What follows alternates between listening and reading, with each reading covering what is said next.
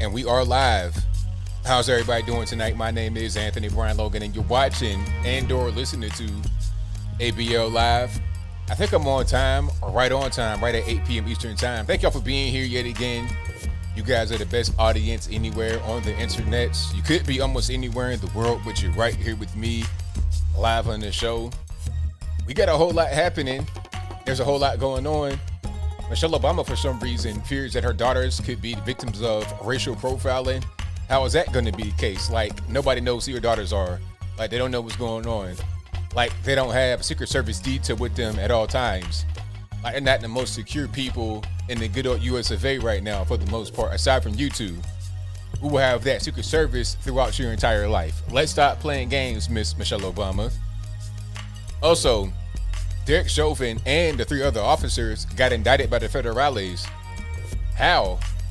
One of the officers didn't even touch George Floyd. What are they trying to indict him on? We'll talk about that. Also, one of the jurors, going back to Derek Chauvin, one of the jurors in the Derek Chauvin trial said they didn't really know a lot about the case. You know, he presented himself one way, but he was really a different way. Talking about, oh, well, you know what? I didn't really know too much about the trial. I've only seen a little bit of stuff from here on TV. But then, come to find out, this guy is going to marches, going to D.C., all types of stuff. Like, what's really going on with you, sir? AOC said something crazy yet again, which is not anything abnormal. Jobs looking kind of bad right now. We'll talk about all those things and more on tonight's episode of ABL Live. And I thank y'all for being here.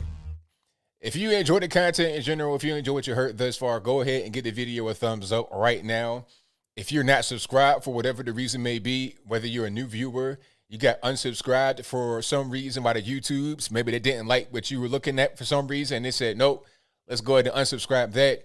Whatever the reason is, go ahead and subscribe to the channel right now. And if you're listening to me on your favorite audio streaming platform, whether that be Google Play, Spotify, Stitcher, Anchor, Apple iTunes, etc., go ahead and give me a 5-star rating. Whatever you can, I'd appreciate you if you did.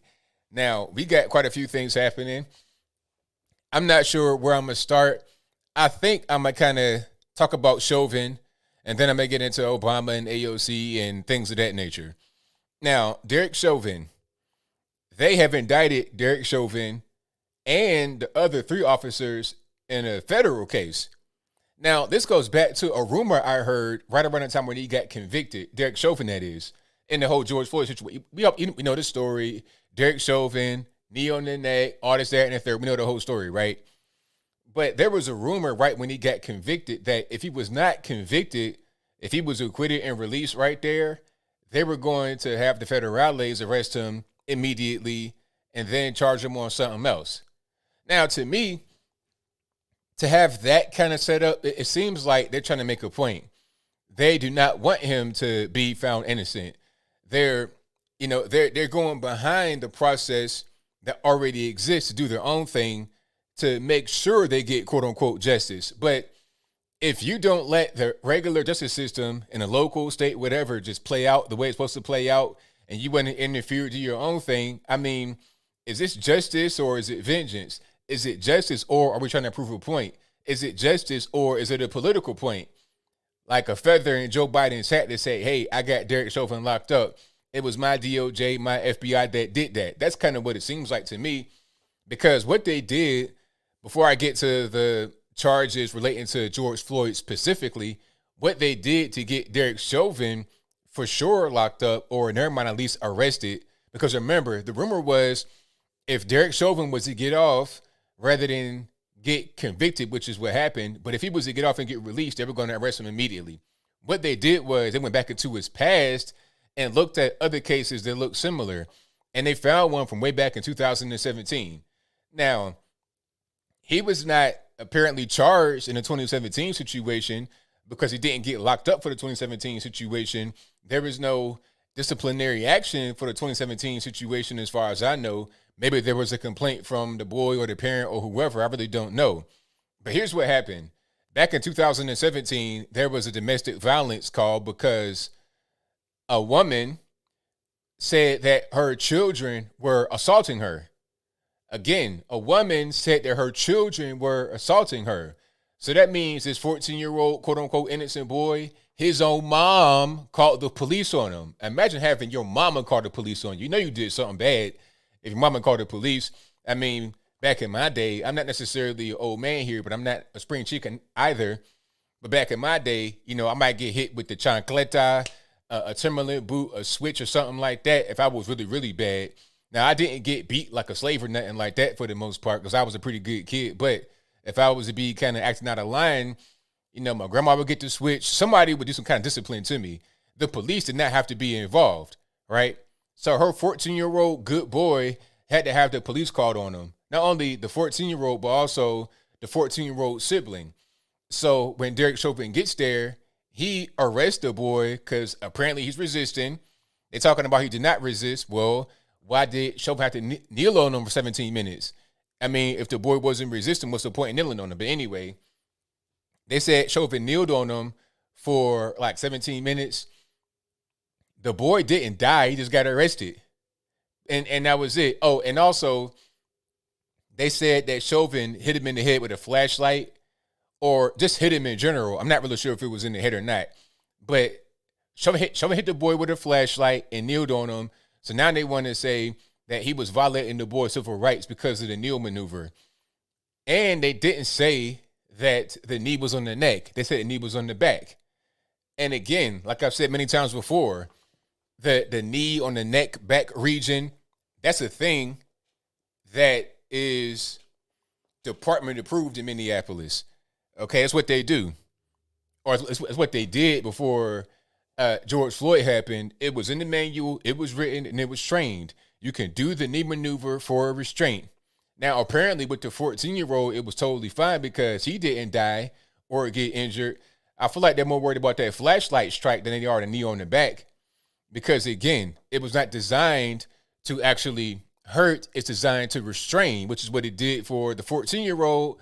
But now they want to charge him for that. And again, that happened in 2017. So apparently in 2020, before May, when the George Floyd thing happened, that incident was totally fine. In 2019, it was fine. In 2018, it was fine. In 2017, after the time it happened, it was fine. So in all those years and months and days and weeks or whatever, there was no problem until the federales came in, looked in this background and said, okay, we can get them on that. So this is something that they're just kind of trying to dig up. And I feel like it's not even really those that are on the ground. It's not even the agents. It's the higher ups. It's those that are in control. Because some people want to take this as a way to try and, you know, bridge a gap between us and the far left that hate police, that hate anybody in authority. I don't hate anybody in authority. I don't hate the FBI as far as the field agents necessarily. I'm talking about those that are at the top. It's just like the government, the federal government. You got a lot of good guys and girls in the federal government, but you have bad leadership. That's the whole thing. That's the problem. It's just like Baltimore, Maryland. I don't hate the city of Baltimore, Maryland, but you got bad leadership that's causing a lot of problems that people who are just regular, everyday normies that live and work and play or whatever in Baltimore, not play, but anyway, they live and work in Maryland. Now they have to suffer because of the bad leadership. Okay, leadership says defund the police. Once you go to the neighborhoods and talk to the people, they don't say defund the police. Who says that? Like, never ever heard that in my life as a youngin' in these hood areas, in these mostly all black areas in the inner city. Never have I heard anybody say defund the police. The only people that don't like the police are those that are out there committing the crime for the most part. That's what I've been able to see. Or those that have never really been in a neighborhood where the police are needed. I'm not saying the police are going to be your security force and be there to protect you when whatever happens, but you need to have them there to make sure that everything's on the up and up. If you have a predator in your neighborhood, a general criminal, a miscreant, somebody's got to deal with them, and you're going to call the police for that. And they keep coming over here doing all types of things, doing the wrong stuff. The police are there to help you in that situation, right? Especially the way it is right now where there's no dads in these communities. You know, 75% single parent household rate. If that's going on, the police are your last bastion of hope. It should be the men. It should be the fathers of the community driving the bad influence out. And then the police are reinforcements. They're there to top all the loose ends. But the way it is now, the police are a de facto security force. So nobody says defund the police. in these actual areas. But those that don't live there, those that have an ability to make money and grift, as the cool kids say, they can grift, meaning they can make money from how can I say, from a very not genuine, a fake point of view. They can make money from that off of the whole defund the police narrative. A prime example is Patrisse Cullors. Okay, Patrisse Cullors, one of the founders of Black Lives Matter, she had an event, or I'm not sure if it was recently, probably within the last 2 or 3 years or whatever. They had an event out there, like Florida or somewhere in the islands. They spent like $25,000, lavish hotels, and everybody with her was white liberals. So those are the ones that are able to profit and benefit off the narrative of defund the police. Those that don't profit or benefit are those that are on the ground. But getting back to Derek Chauvin, this whole thing is just ridiculous. And what it's going to end up doing is causing good guys and girls that may want to be police officers or something of that nature, public safety officials, it may say to them, you know what, how about I don't do that? How about I go do something else? How about, I go try to find a way to write books, or, I don't know, skydive, instruct skydive lessons for a reason. Maybe I'll do that rather than trying to be a police officer. Being a skydiving instructor is safer than being an officer, and that's just a fact. All right. So we'll see what happens with this whole thing, but I think this was a ploy from the higher ups at the FBI and the federal government to make Derek Chauvin an example. But I think that he may be an example for the wrong reasons they don't anticipate. He'll be a reason as to why officers don't want to become officers, or why they may want to retire or take, absences. Or one of the main things that happened back in the day, which was a complaint that I always heard as a kid, was, oh, the police don't come when you call them. They take their sweet time to get there. You call them on the phone, they come 45 minutes later. Yeah. What's the point in getting there when it's going to be a hostile environment, when whatever they do is going to get scrutinized? If they do shoot, it's scrutiny. If they don't shoot, it's scrutiny. If they don't show up, it's scrutiny. If they do show up, it's scrutiny. That's what's going to happen. And or a lot of these officers are going to leave some of these weird falling cities like Seattle, Washington, Portland, Oregon, Minneapolis, Los Angeles, where like maybe even Austin, Texas at a certain point. Unfortunately, because Austin ain't Texas no more. New York City, Philadelphia, they're going to leave these areas and go to smaller cities, smaller towns, and just chill. Rather than living in Gotham City, they can go to Mulberry and be chilling with their wife and their kids and everything else. Okay, you don't have to deal with crack smoke in your face from crazy, unruly crackheads that don't want to get arrested. You don't have to worry about stepping in human waste on the ground in San Francisco when you're trying to walk the beat. Don't worry about any of that. Don't worry about your life getting ruined because you did what the department trained you to do, okay? And don't worry about getting your life ruined because you didn't even do anything. Like, they go back to Chauvin and the George Floyd situation. They have charged all the officers for, I think they said, excessive force, something about unlawful detention, something to that extent. I'm not saying the exact thing. And also they said it didn't render Mr. Floyd aid. Chauvin is the only guy that could be considered for anything like that because he had his knee on his neck. Now, whether the knee caused death or didn't, that's a debate that can be had. If they can prove that the knee caused the death, then you could charge him for something, from my point of view. I know he's been convicted. I'm just saying from my point of view what it should be. Now, the other officers, the two that had the back of Floyd, like his back and his legs, they were in training. They only been on the street for like a couple of days. So they were totally brand new, like brand new to the street, literally. They were being trained by Chauvin. So if Chauvin's doing the thing that the department trained him to do, and he's telling them, okay, this is what we've trained to do. It's in the book. He's literally going by the book. And they're literally following their field training officer's lead. So how are you going to blame them for anything that happened? Furthermore, they were not on a part of his body that could have caused his death. I mean, if you hold somebody's feet down, what does that got to do with them being able to breathe? Nothing. What's it got to do with them being on drugs and stuff like that? Nothing. And even if somebody wants to say they were holding him down, they should have recognized that he was dealing with some kind of medical problem.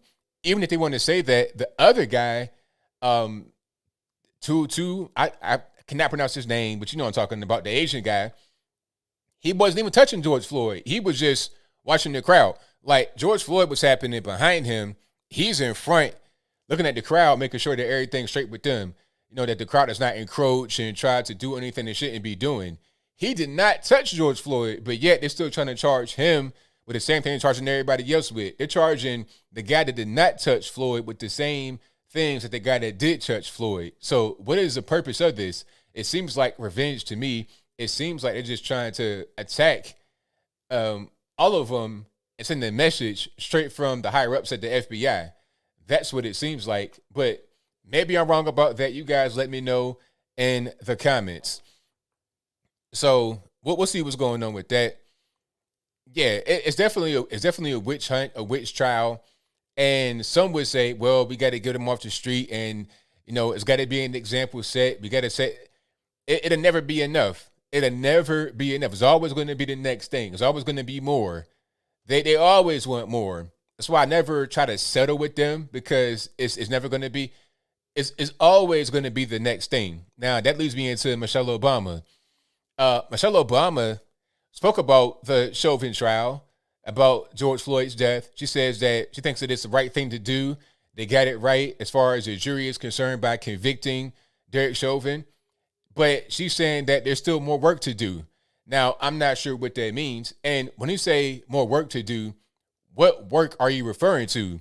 Was convicting Chauvin work? Or was it just about trying to seek justice? You see, there's a difference there if you didn't catch it. Work versus justice. All right. There's a trial. You go through the evidence. You talk to the jury. They make a decision. All right. Is that work? Or is work like going out there, informing people, educating people, prevention, conflict solution? That seems more like work to me, rather than a trial happening, evidence being presented. That's not really the same thing.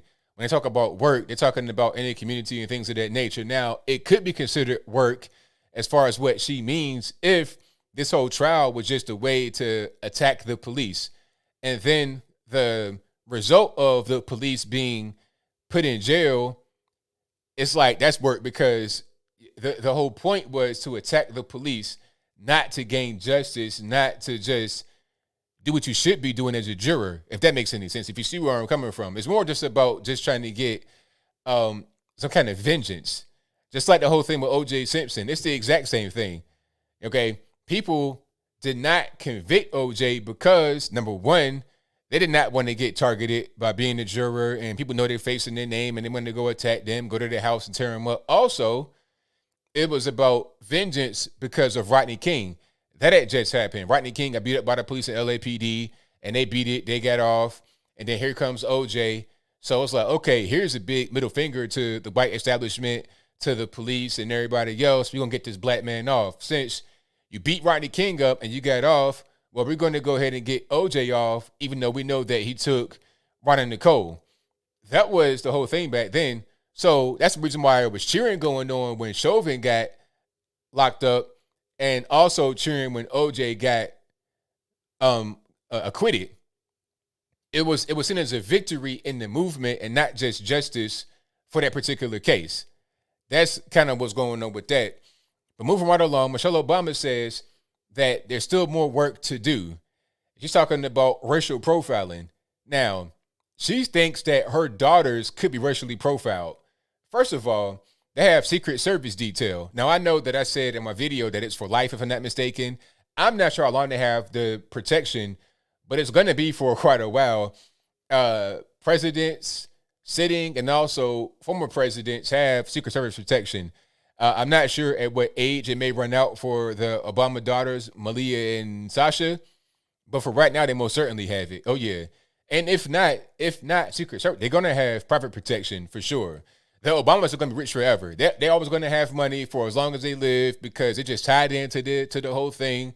They tied in the same way that Bush and Slick Willie, they're tied in. So they're going to have money regardless of what, and the girls will have that security for as long as they live, regardless of whether it's Secret Service or private. They're going to have personal security, bodyguards armed to the teeth. So if you want to try to act crazy around Malia or Sasha, be prepared to get your egg totally scrambled.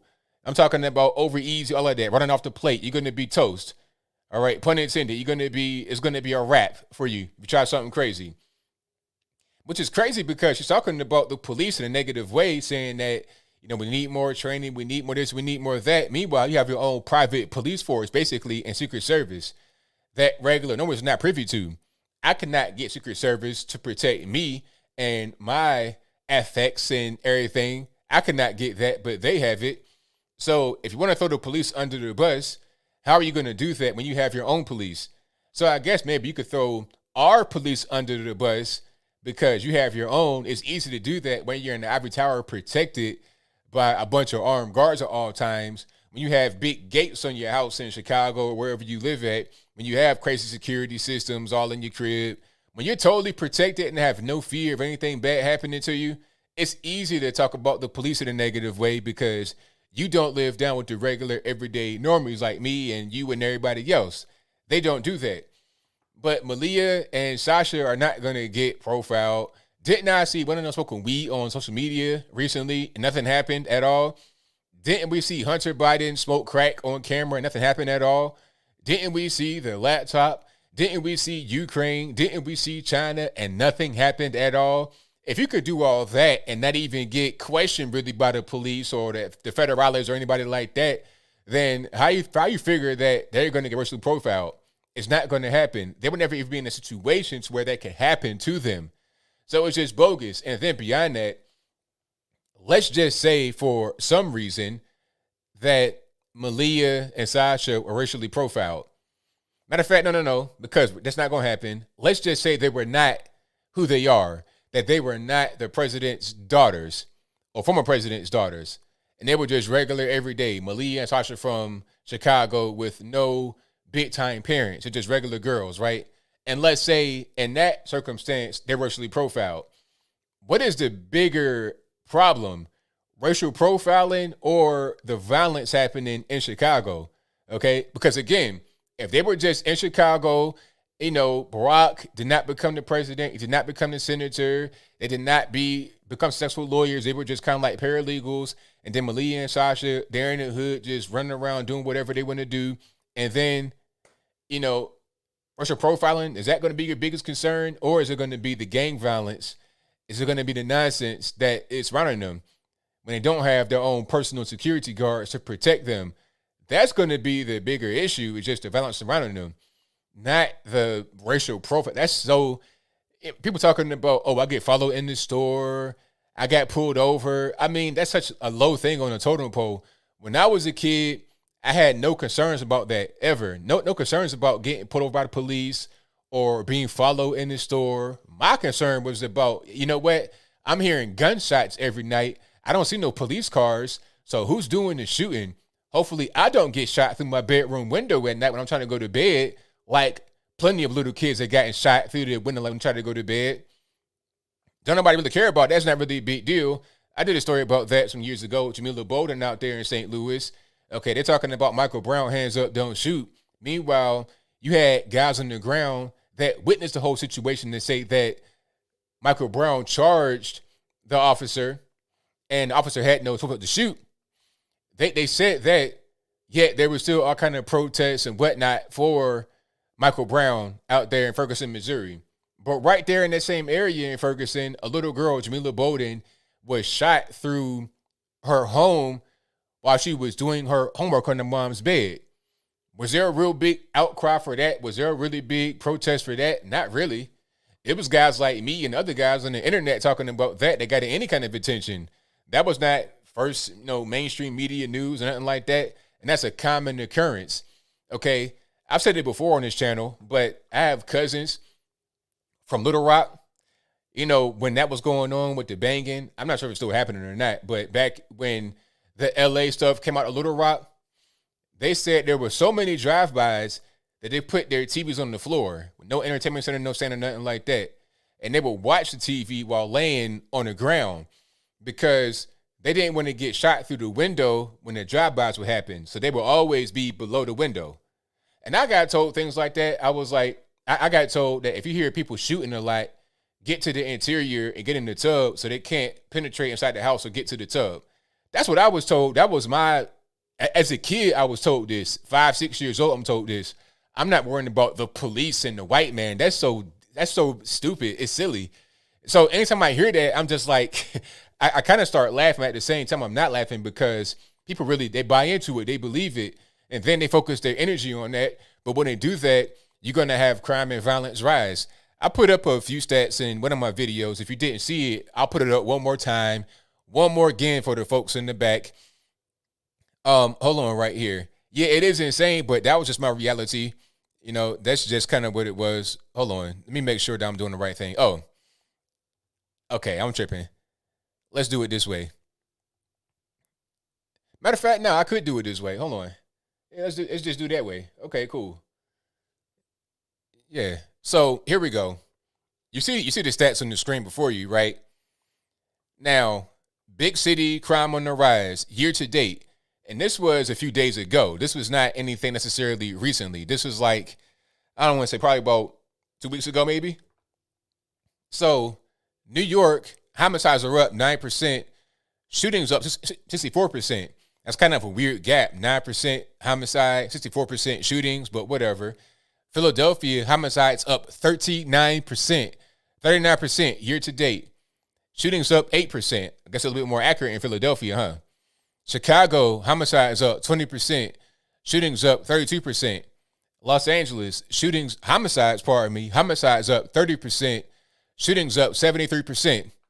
So when you're talking about ACAB and defund the police and white man bad, orange man bad, blue man bad, this is the result.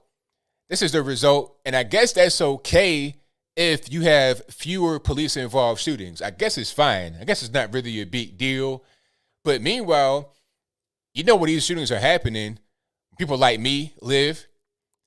People that look like me, pardon me, not just like me, personality, but I'm talking people that look like me. That's where they live. Some people say, oh, you hate the black man. I'm trying to help because this is not what you want, right? If you're talking about Black Lives Matter and you want to preserve people, this ain't what you want, is it? But when you defund the police, when you attack the police, this is what you get. Guys are being forced to just kind of walk away, not really deal with the situation because they don't want to ruin their lives. You know, officers, they want to be able to come home to their families and have peace. They don't want to have to risk their freedom in their life every day more than what they do. You see, they risk their life every day by going out there and dealing with the criminals. Then they got to deal with the criminals in suits. The guys that are saying, hey, you need to be defunded. You're going to cut your budget. We're going to cut this, cut that. Oh, you did something that was department approved, but it ended badly and it went viral. Okay, you're going to go to the penitentiary for the rest of your life. Do you know the guys that are being charged by the federales, as far as Chauvin and the officers, are facing life in the penitentiary for what they're being charged with? And you know, the FBI has a 98% conviction rate. Did you know that? So it's almost like you're pretty much trying to throw them away for a cause, for a message, when they really did not do anything wrong. And again, don't take this as I hate the police or authority. Far from it. I support the police and authority. But the problem here is bad leadership. I'm against bad leadership, period. That's just what's going on. All right. That's really just a long and short. So yeah, Michelle Obama, please, let's stop playing, lady. Your daughters are going to be totally fine. They're not going to have any problems. They're out there hobnobbing in Hollywood, smoking weed, hanging out with people like Lena Dunham, the most gross person in the United States of America. Matter of fact, if there was a chart of gross celebrities, I think she'd be right at the top. She's like right there at the, at least top 5. Lena Dunham, top 5 grossest people in Hollywood, for sure. But that's who Malia or Sasha, one of them, hanging out with. So they're hanging out with them and everything's all good. They're not worried about no police or nothing like that. They worried about getting into the next party and that type of thing. That's it. That ain't, that's all that's going on with that. So, and speaking about parties and weird people, AOC. Now, AOC said that she is a Planned Parenthood baby. What does that mean? You guys let me know. I'm trying to figure out what does a Planned Parenthood baby mean? because when I think about Planned Parenthood, I'm thinking about abortions. So how you going to be a Planned Parenthood baby when they commit? It's like saying you're an abortion baby. How does it make any sense? Did you have? Did they try to abort you and it failed and you survived? Okay, if that's the case, then bravo, you made it. You hung on for dear life and made it. So congrats. But that's not really what's happening here. She's talking about, oh, my mom got a bunch of medical care when she was pregnant. First of all, what's the point in getting medical care for a clump of cells? I'm trying to figure that out because it's weird. You talk to people that are abortionists or people that are so-called pro-choice, and then I'm asking, okay, when does life begin? And they get to hemming and hawing. When does it begin? Is it a clump of cells or no? If it's a clump of cells, then why do you need prenatal care? What's the point? What are we doing? I mean, it's a clump of cells, right? Anyway, she said that her mom got prenatal care and things of that nature while she was pregnant with her. But what does Planned Parenthood really do that a clinic doesn't do, a hospital, or Walmart? You can go to Walmart right now, get some Flintstones, gummy vitamins, and that'll be the equivalent to what they do at Planned Parenthood. I'm trying to tell you, you can go on their website, print out a PDF, go to Wally World, get some Flintstones, gummy vitamins, get a glass of water, and you get money. You get all your prenatal care you need right there. They can't even do mammograms in Planned Parenthood, or they're not licensed to. Planned Parenthood is not really a clinic. It's an abortion mill. They hit you with the line all the time of, oh, well, abortion is only 3% of what we do. They have a bunch of services they provide you that they count to reduce the significance of abortion as far as quote unquote services go. So if you go in there and you talk to them for a few minutes and they give you, some birth control, they give you a pamphlet, a lollipop, whatever they give you, baby clothes, whatever they do, baby clothes, but whatever they give you, they count each thing as a service. If they talk to you for a second, they count that as a service. They rack up a bunch of services that they provide for you, but really all you got was some Flintstone vitamins and some birth control, and that's it. But from that exchange, you got like 20 services. And then they count abortion as a service as well. Meanwhile, it's the whole reason why you're there. It's like if I go to, an auto dealership. Matter of fact, that's a bad example. If I go to oil change place, right? If I go to an oil change place and they have like a little corner store type cashier in the front, and they got little honey buns and drinks and things of that nature, and I grab some of that. I go to the vending machine or whatever the case may be. I get a pack of peanuts, a honey bun, a water, and that's it. But I really came there to get my oil changed and my tires rotated and my brakes changed. Now, they'll count each thing I get on my car as a service and the honey bun and the water as a service. But really, I came there to get my oil changed and things of that nature. I did not come there for the other stuff. It just happens to be there. Same thing with abortion. They say that abortion is like 40 to 50% of their revenue directly. Like as far as people paying for abortions. That might not count what they get as far as donations and as far as federal monies because they commit abortions there. Abortions is the majority of the revenue, not just 3% of their services. It's not that way. Okay, it's the majority of the revenue. It's the draw to go to Planned Parenthood. So when AOC says something like that, I'm like, what do you mean? And then she also brought up this whole thing about black men getting gunned down. I'm tired of being used this way. It's like, what's up with these, you got white women, the white liberal women, like, who was that?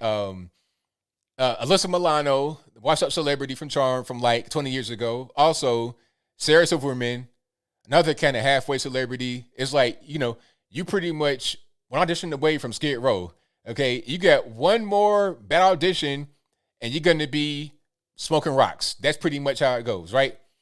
Sarah Silverman, Alyssa Milano, AOC. Oh, well, you're not a black man, so you don't know. Well, are you a black man, ma'am? Are you a black man? I am. How about you don't talk for me, just talk for yourself. Talk about things that you're interested in. Talk about all your cats and their clothes and the little and kitty litter and things of that nature.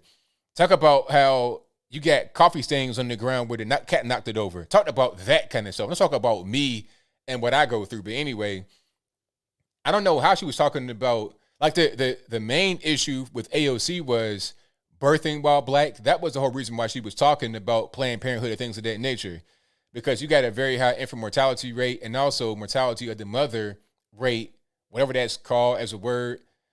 But you have very high rates of mortality when you're talking about birth in the black community. There's reasons for that, like, I don't know, obesity, which is very high in the black community, people not going to the doctor, having things going on, sickle cell, you're not doing things right while you're pregnant, you're sedentary while pregnant. But anyway, that is probably, you're on drugs, smoking weed, asthma. Anyway, she didn't really address those things. It was more about, well, black men get gunned down by police. Just saying buzzwords to sound good. But this whole thing about us getting gunned down by police is just not even really a real thing. First of all, 99.999 times out of 100, it's a criminal doing something wrong that gets shot by police. Even if it's not justified, they're doing something wrong to get shot by police. A prime example is Walter Scott. Now, Walter Scott was shot improperly. The officer needed to get locked up. However, Walter Scott did wrong from the beginning. He was a criminal in that moment, trying to escape, trying to run away. He did wrong from the beginning, and then the officer did wrong afterward. But it wouldn't have happened if Walter Scott would have did right from the beginning. The officer couldn't have done wrong. He wouldn't have done wrong, because what's the point? He's already in the car. All you got to do now is just stay right there and go to jail. That's it. On to the next one. He gets out. He's running away. Here comes this moron officer shooting him and then try to cover it up. You set off a chain of events. People just don't get gunned down for no reason by the police. But they do get shot, killed for no reason in the community. Little kids and everything else. I saw a baby got shot, a 3-month-old. It's like, but that's not really front page news, because the white man's not involved. They don't care if the homicide rate quadruples, quintuples, as long as there's no white man involved, and it's fine. That's how they see it. And you seeing it right now. We already got 30%, 40%, 20% higher homicide rates already year to date in a lot of these urban inner cities. But it's no big deal, because white man's not involved with it. It only matters when the white man is involved, whether the person is right or wrong. Just like the whole thing with Derek Chauvin, they're trying to get him on the case from 2017 where the boy wasn't even hurt, let alone he didn't die. But because the knee was on their back and it looks like George Floyd, although he did not get hurt, then they want to try to charge him for that. But it was never a thing that he got charged for in this whole 4 years since it happened out there in Minneapolis. It's weird. But so what was I talking about? AOC? AOC's a nut. And I just don't understand how anybody really thinks that she's an intelligent person. You can have people on the left that are intelligent. Even though I disagree with them, some may be intelligent. I cannot think of anybody right now on top of my head, but there are some that I'm sure are intelligent. Wrong in their thinking, but smart. But AOC is not one of them. Some people on the left, I feel like, are decently, they're intelligent enough to know what they know, even if it's flawed. But AOC, I feel like, is just kind of reading from papers, getting the general gist of what's happening, and then talking, but not really being educated about what's going on. That's just my humble opinion. But she keeps getting elected and very popular, so it is what it is. And talking about President AOC, I think that might fail. Even if America got so crazy in the future to where, what's seen as radical leftism right now is normal, that probably won't happen. I don't think it's going to happen. If it did happen, it would go the other direction real soon, because people would see what's going on. Like right now, to make a segue into the whole jobs report, the jobs report is not very good because people would rather take unemployment. The way it is right now, as far as I know, to get to federal unemployment, there's no requirements. You could just get that and it's fine. You could just say, you know what? I don't feel safe going to my job because of the virus. You can get that federal unemployment, $300 per week. Now, like I said in my video, that's a lot of money because you're able to get that with your state unemployment stacked on top. So let's say, for example, You get 300 a week from the federales and then 300 more a week from the state. That's $600 a week, $2,400 a month. That is a ton of money. Now, to some that make more than that, got next career, whatever, okay, that's not a whole lot of money. But to those that are out there working minimum wage jobs, low skilled jobs, young kids, people that came home recently from the penitentiary, that's a lot of money. Here's what I know about working minimum wage or low wage jobs. For those that say, oh, you have no experience, you're just talking from reading. Nah, I have experience. At Old Country Buffet, I said it again. I've said it a million times. I'll say it again. I was there from age 17 to 21, 5 years. And my height was $8 an hour.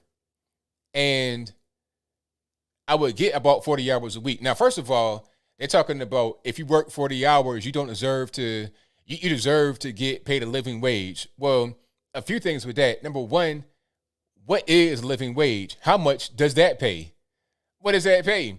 I mean, they're talking about, oh, it's different depending upon where you live. Well, yes, if you can define it. But before we get to defining what a minimum wage, what a living wage is, where you live is a factor in how much things cost, but also how you live. Okay. And what you have going on, what are your responsibilities? So let's say you live in a house with just you by yourself. You got a small apartment, low rent, you by yourself, no kids, nothing like that. What you need to live on is less than if you have a house with a husband, wife, 5 kids, and there's only one breadwinner. Clearly, you're going to need there's different expenses there, okay? You might have zero student loan debt, zero debt in general, no credit cards, no kids or nothing. You by yourself versus, okay, he's a doctor, but he has student loan debt, and they got a house, and the kids go to a certain type of school, and the wife does not work, and he's the only one that works, so they got a bunch of kids. What he needs is going to be different than what you need. And they could live in the same town. So it doesn't really matter where you live necessarily. It's all about what you got going on. But anyway, they're talking about a living wage. We need to get that. But when I was working, I kind of lost my train of thought. You're not getting 40 hours. That's kind of a thing they just put out there to say, oh, if you work 40 hours, you need to get paid a living wage. You're not going to get 40 hours. So they kind of weasel their way out of that. And there's no such thing as a living wage. It's whatever you need. And you got to go out there and get what you need. And if you spend too much, figure out a way to spend less. If you need more, figure out a way to get more. So I was getting about 40 hours years ago, like 07, on $8 an hour. My take-home pay after taxes was $800 per month, $200 per week. So if the federales in the state are paying you $300 and $300 per week to get 24, you're going to need $24 an hour at 40 hours to get the 24. Now, what kind of job pays that? That's like, flipping burgers or something like that. How can they afford to pay something like that? The only way they can afford to pay something like that is if they raise prices. How much do you expect to make off of $1 hamburgers at McDonald's? Like, think about that for a moment. How much can you make off of that money? Not that much. And what is a profit margin of a restaurant? 3%, 4%. They got very slim profit margin. It's a formula they set up. They got their prices set, and they make money on the volume. If they raise their prices, they're going to have less volume, and they may end up, they may be able to maintain that. People have enough money to pay for it, but they probably can't. So they're going to probably end up folding, or the prices are going to go up. Now you got to pay it. And that's going to be a domino effect all over the economy. So if you're getting paid more money, if you're getting paid $15 an hour, $20 an hour to flip burgers, guess what? Not only would you pay more to get basic food everywhere than what you were paying before, like 50% more, 75% more, that will make you also end up having like the same amount of money as you had before or less. And if somebody is homeless and has no income, or if they're on a fixed income, or if they have savings, now you have inflation in that, because what they saved is worth a lot less. And what someone needs to get the basic things is going to be more. They got a higher hill to climb. So it's just not really a good thing. And if you keep going down this road saying, okay, raise the wages, we need more money. Okay, now all of a sudden everything's even out to where it was before, to where, I'm getting 24 an hour, but a hamburger is $24 that used to be $1. All right, now I need to get more money, more money, more money. And they keep printing. Then you have Weimar Republic where you're paying $1 million to loaf of bread. Hyperinflation. You don't want that to happen. That's Venezuela, that's Weimar. And then if you know about history, you know what happened with Germany after Weimar, and you don't want that. And we're kind of trending in that direction. You don't want that at all. You want everything to be nice and cool, nice and calm. You don't want to go in the weird direction. Now, I don't think we're going to go in a war type direction because of what's happening, because of how modern we are. We probably won't go there, but you're going to have some problems in society, and that's just not what you need. All right. Yeah, that's a good question right there, Robert. Robert says, why stop at a living wage? Why not living it up wages? Why not living high on the hog wages? Exactly. Why not? Because somebody may say, you know what, for my mental health, for my mental space, you know what I need? I need a flat screen TV. I need, a house on a hill that's like 1 million square feet. I need all of that. And I need you to pay me at McDonald's flipping burgers to get that. It's just unrealistic. It's not really, it's not a real thing.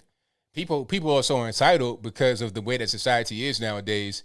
Everything's so easy to get. They have much more privileges than royalty had like 100 years ago. But they feel entitled to it even while producing nothing. And that's not sustainable at all in any kind of way.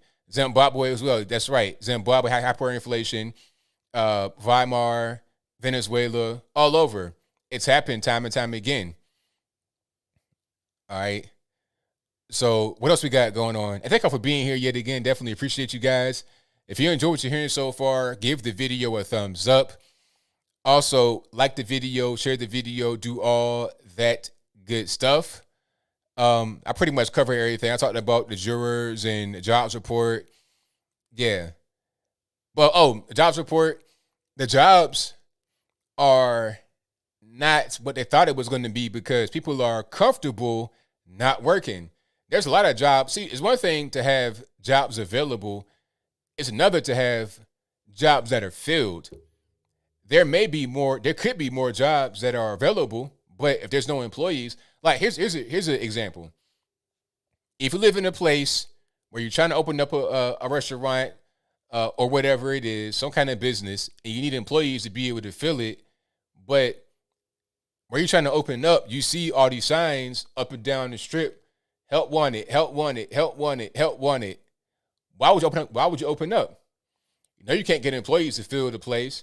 If you're paying like the same as everybody else, which is not really a low amount, people are starting to pay like $13 an hour at Dairy Queen because they need employees, right?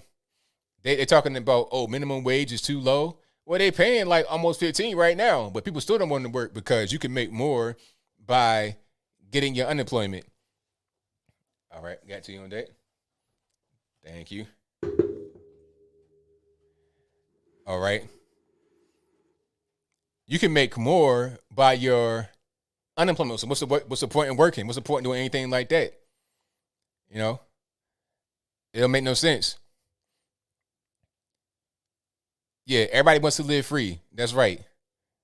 And it can't continue. And I think that when it's all said and done, you're going to see people start to go the other direction. They're going to say, you know what, this is not working. I'm not really a fan of Biden and his policies. We're going to go the other way. It has to happen.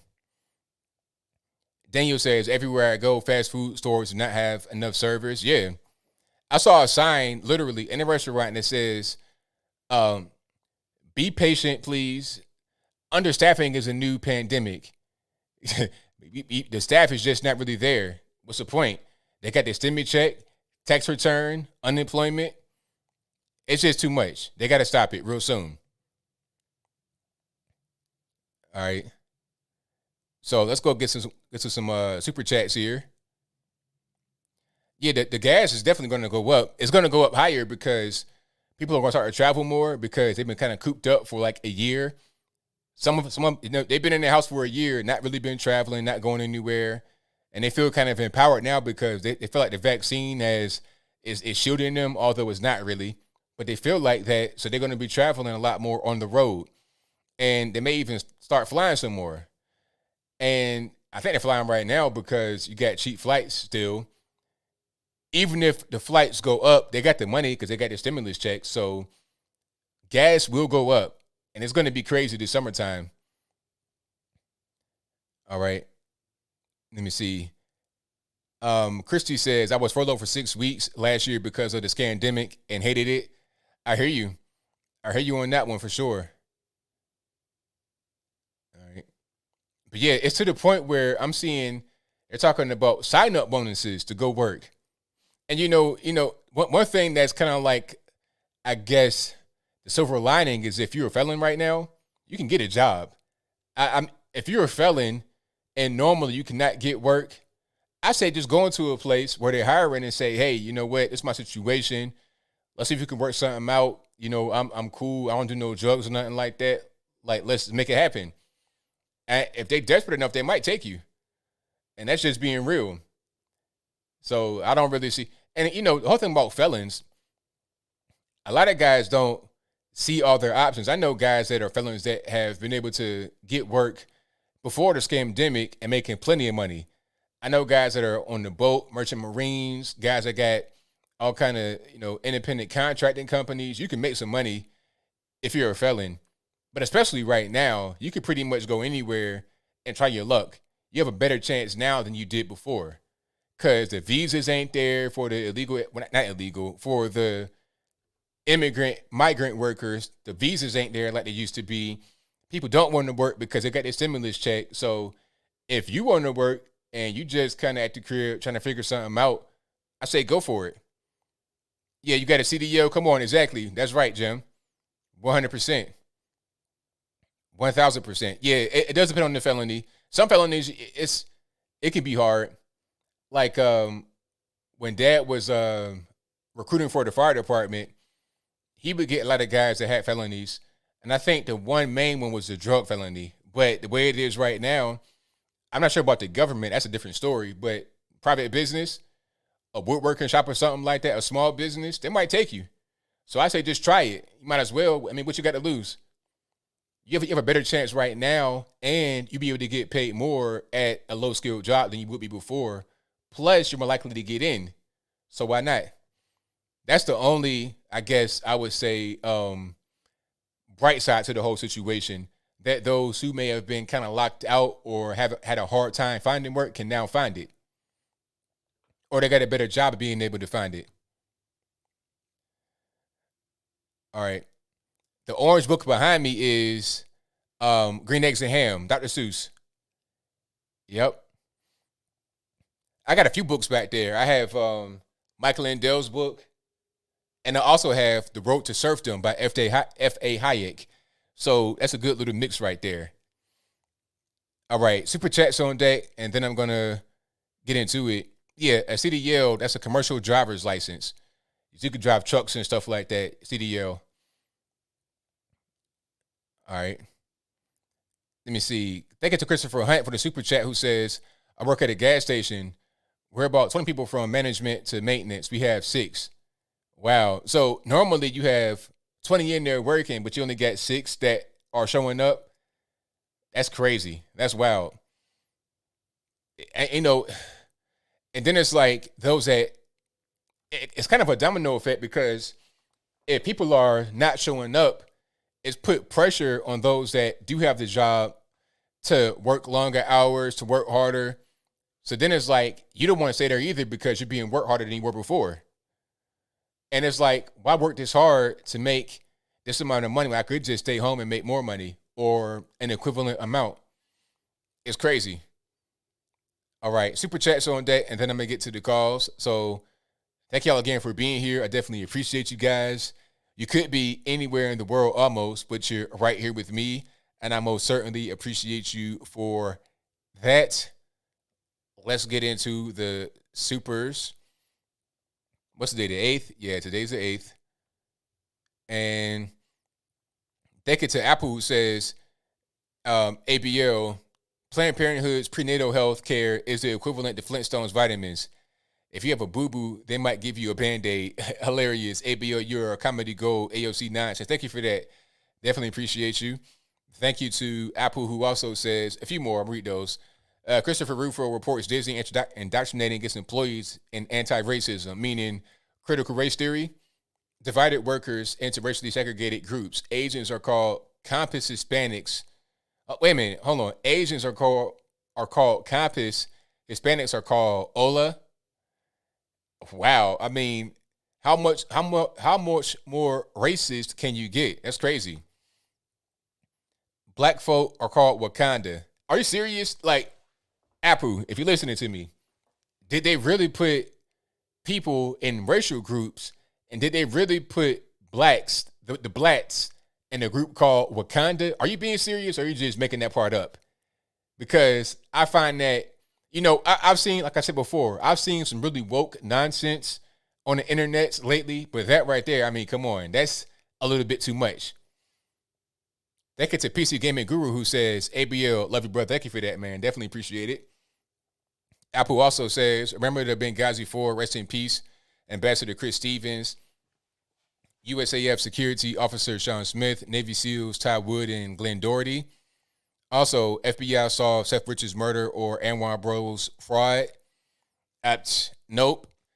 Nobody knows that. Talking about, it was random. It was a random attack. Speaking about Seth Rich, it was a robbery, but they ain't take nothing. Okay. He also says, Atlanta area vote counting video mystery solved. Nope.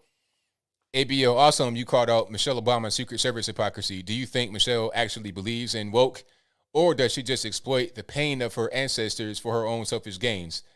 It could be a little bit of both. I'm not sure she is completely on board with the whole woke stuff in reality, but I think she does believe in it a little bit because she's a liberal, and she's also exploiting the pain of her ancestors. I think it's both. I don't think it's just one or the other. Let me read some more here. Thank you to Travis, who says, I just want to hear you do your impression of Caitlyn Bruce Jenner recusing you from drowning. Rescuing you from drowning. That's made my week. Anthony, are you doing okay? You're down in the water. I can see your feet down in the water. I'm Bruce Jenner, running for president. I'm coming to save you. Give me your hands. We're coming to get you. That's how Bruce Jenner sounds, in my humble opinion. That voice is like, sir, are you, like, where does that voice come from? Like a country western? I'm not really sure what dialect, what region that is, but you got to tighten it up, man, because you got this, I'm Bruce Jenner, with your feminine stuff. It just ain't really mixing. It's not really meshing for me. I'm just not, it's kind of weird. It's weird regardless, but then you put the voice on top, I'm just kind of like, all right, sir, what's going on? Anyway, thank you to Apple, who says, shout out to Colonel Allen West, who sent 2 packs of Oreos to the Texas State Democrats. Troll over 9,000 reminded the woke Democrats insulted Tim Scott. There you go. Thank you to Doug, who says, I can't read what that says. It's an emoji.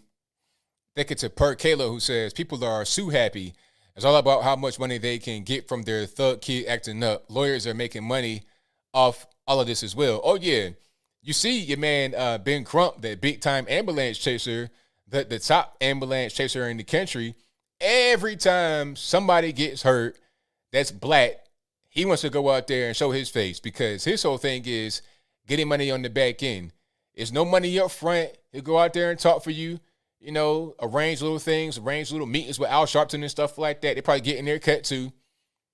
And when it's a big payout from the government, he gets his money on the back end. That's how it goes. It probably goes to him first, and then it gets to the family. It's probably how he has it set up. Apple says, what's my favorite pizza? Domino's, Little Caesar, Pizza Hut, Papa John's. Also, which favorite topping? Bacon, ham, pepperoni. Pepperoni. And out of those you listed right there, because I'm not really a chain guy. I'm talking about food. If I have to eat somewhere, like if I'm on the road and I got to stop, I'll probably go to Papa John's. or Pizza Hut. Pizza Hut, then Papa John's. Domino's, ill. Little Caesars. Little Caesars is like what you eat if you live in the ghetto and you can't get, any other place but them to deliver, basically, Little Caesar. I remember this when I think Dad had moved. He moved to Portsmouth, like downtown Portsmouth, and the zip code we were in was real bad. I'm talking about like the ghetto.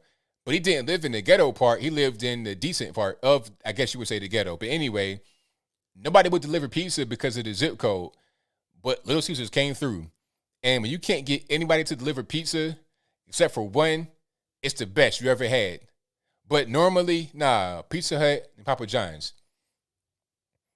Take it to Cigar Gangster, who says, the indictment of the 4 officers with civil rights violations by DOJ is unnecessary and heavy-handed. Chauvin should be held accountable for his actions. However, this is overkill.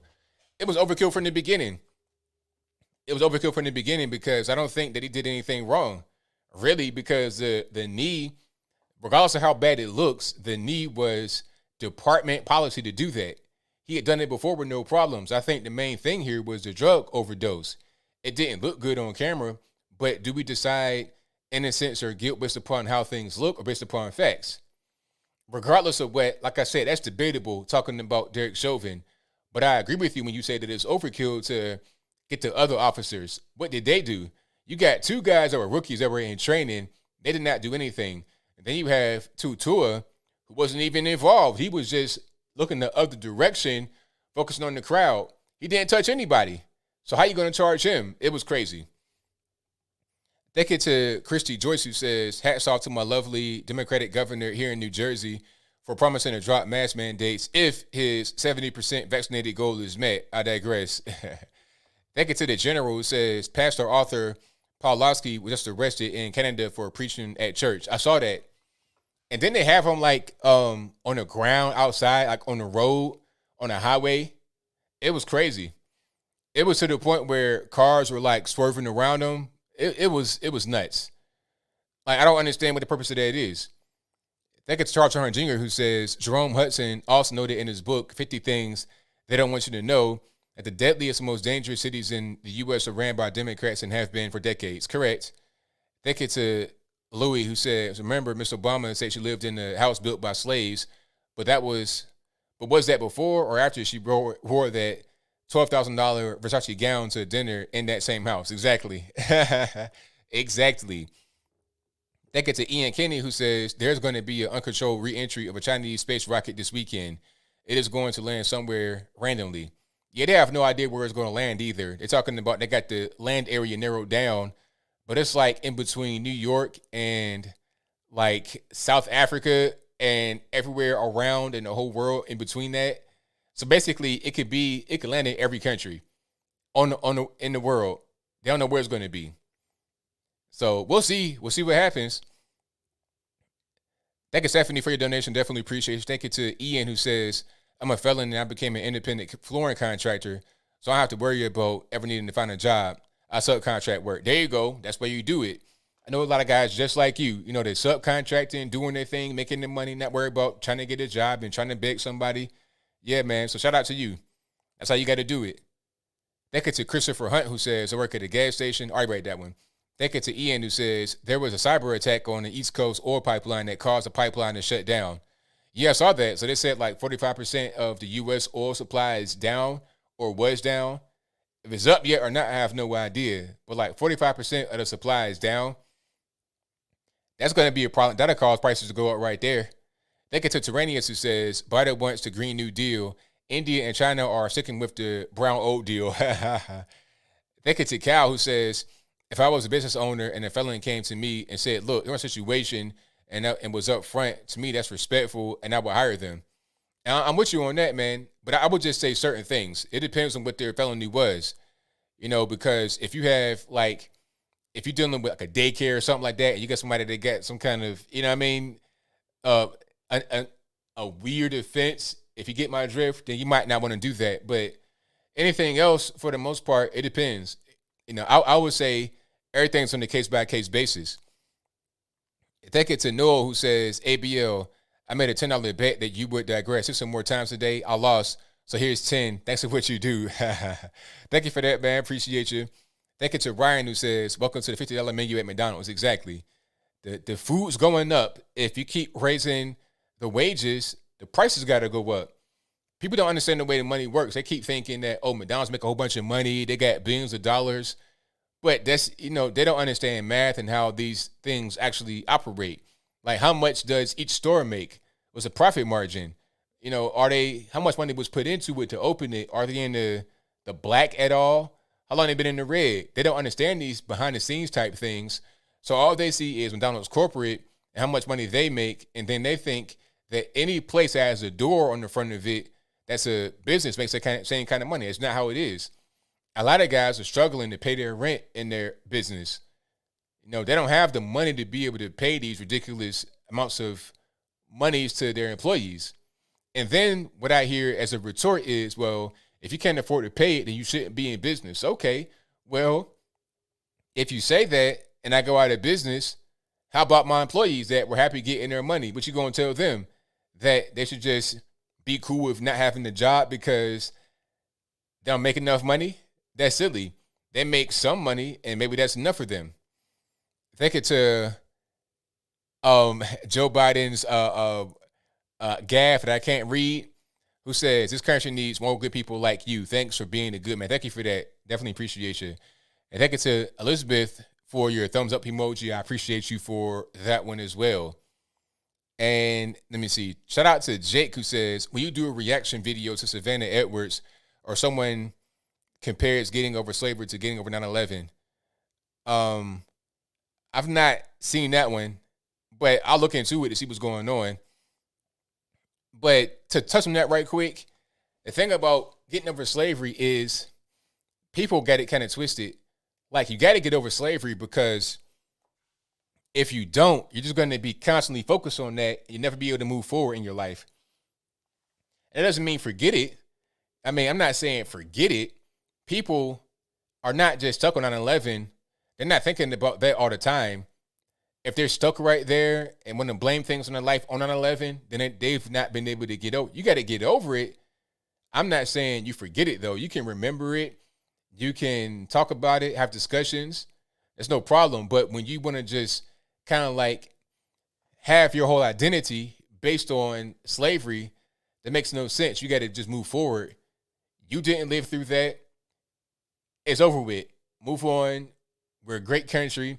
Everybody wants to come here. You can't still be in that same mind state of victim, slave, bad. It's just, it doesn't help you if you're right there. But I'm going to see that video you're talking about to, get a good grasp on what they were talking about. Thank you to DM who says, how is it okay to have two white chicks movies, whiteface? I guess it's not racist if you are non-white doing something like that. Thank you to Derek for the fist bump emoji. I appreciate you for that one, boss. All righty. We got some calls to get to, of course. You guys on the drill. The number to call is 434-658-1220. Again, 434-658-1220. Let me fire up Skype right quick to make sure that everything's rocking and rolling the way it's supposed to. And then we get right on to it. All right. So let's see. And make sure all my settings are right because that's always a problem for some weird reason. 712, you're in the line. Who am I speaking to? 712. Hello. What's going on? Hey, not much. When you're talking about all the police officers and everything and how they need to be retrained and things of that nature, maybe they should start with people like when they teach criminal justice at the college level. Maybe they should start at the professor level. So what do you mean? Because, well, if they're being taught by all these woke professors, maybe that's the root of the problem. Well, yeah, that's a big part of it, but I think it starts before that as well. I think it starts in K through 12 because a lot of these kids are being taught all this woke stuff from a very early age. Like a prime example is in California, they had a transgender reveal at like it was a kindergarten class where one of the kids left and came back as a different gender. And it was a whole big thing for the class. So if you're getting taught stuff like that at 5, 6 years old, and that carries throughout your entire K through 12 and in college, what are you going to be when you grow up? They're molding you, they're brainwashing you from an early age. And also you got bad parents as well that teach that crap. So you got the parents doing it, you got the teachers doing it, and then they go to college, it's just the final straw. And sometimes you may not have all that through K through 12 and then go to college and then that happens. But I think the general point is, I agree with you, is that academia in general has to be overhauled because they're brainwashing children. Yeah, I totally agree with you. Thank you, ABL. Thank you for the call. Have a good night. Thank you.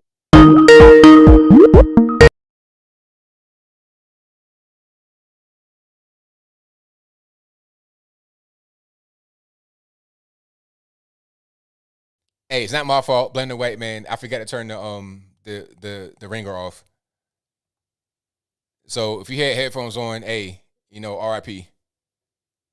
Hopefully you'll be able to move on. All right, let's get this fixed now. There we go. All right, it's Cat Caller. Who am I speaking to? Hello, ABL. It's James. How you doing? I'm doing all right. How about yourself? Doing fine, doing fine. So, yeah, I've been watching this YouTube channel where this guy goes in and talks about how the violence in the inner city, and he actually goes through and shows all the victims, and well, you can guess what you see. It's depressing, really. Yeah, it really is, and it's a side of society that kind of gets pushed under the rug by the mainstream media, of course. So yeah, and I'm one of the fortunate people who have had a job through the whole pandemic. Never sent home. They had us doing health screenings and stuff like that to begin with, but then they said, "Okay, you're on your own recognizance after a while of don't come in sick." Right, and that's the way it should be. It's like, okay, come on in. If you're feeling good, come on in. Let's work. If not, then stay at the crib, because at a certain point, it's like, how are we going to really avoid this thing? It's just kind of the things that are going on right now make no sense as far as all the measures to still have shutdowns. I don't really get it.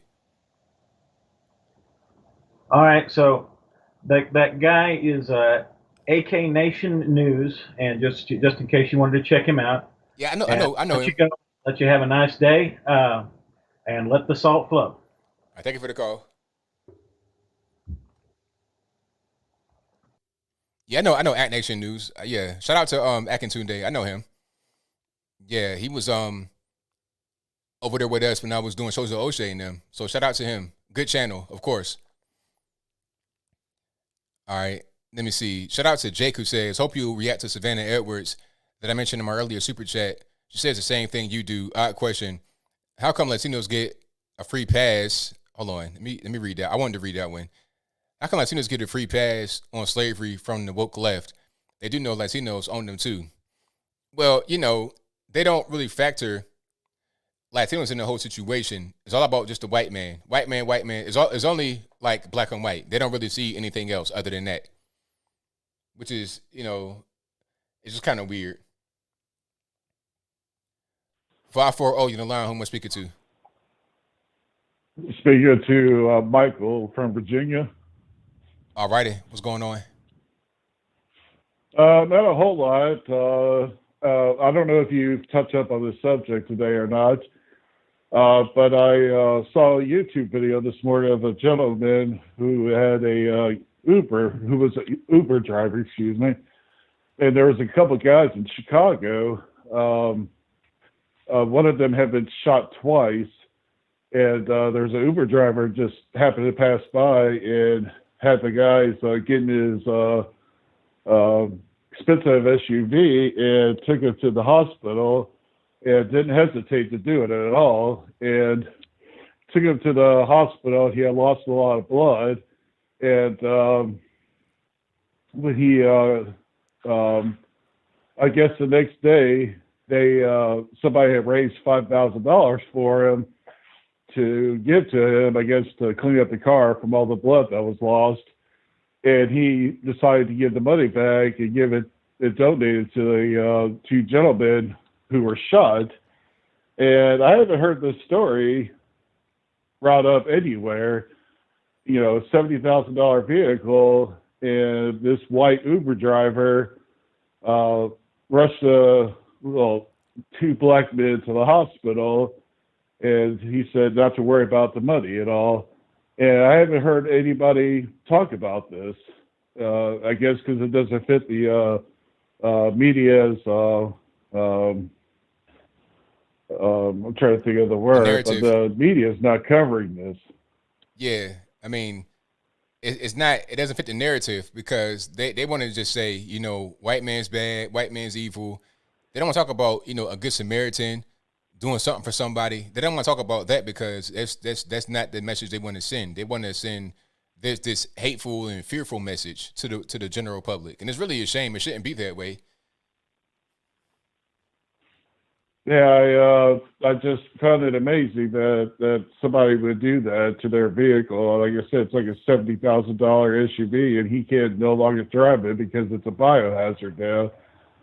And he, with no hesitation, he took it to the hospital, and nobody's talking about it. And I find that very disrespectful, and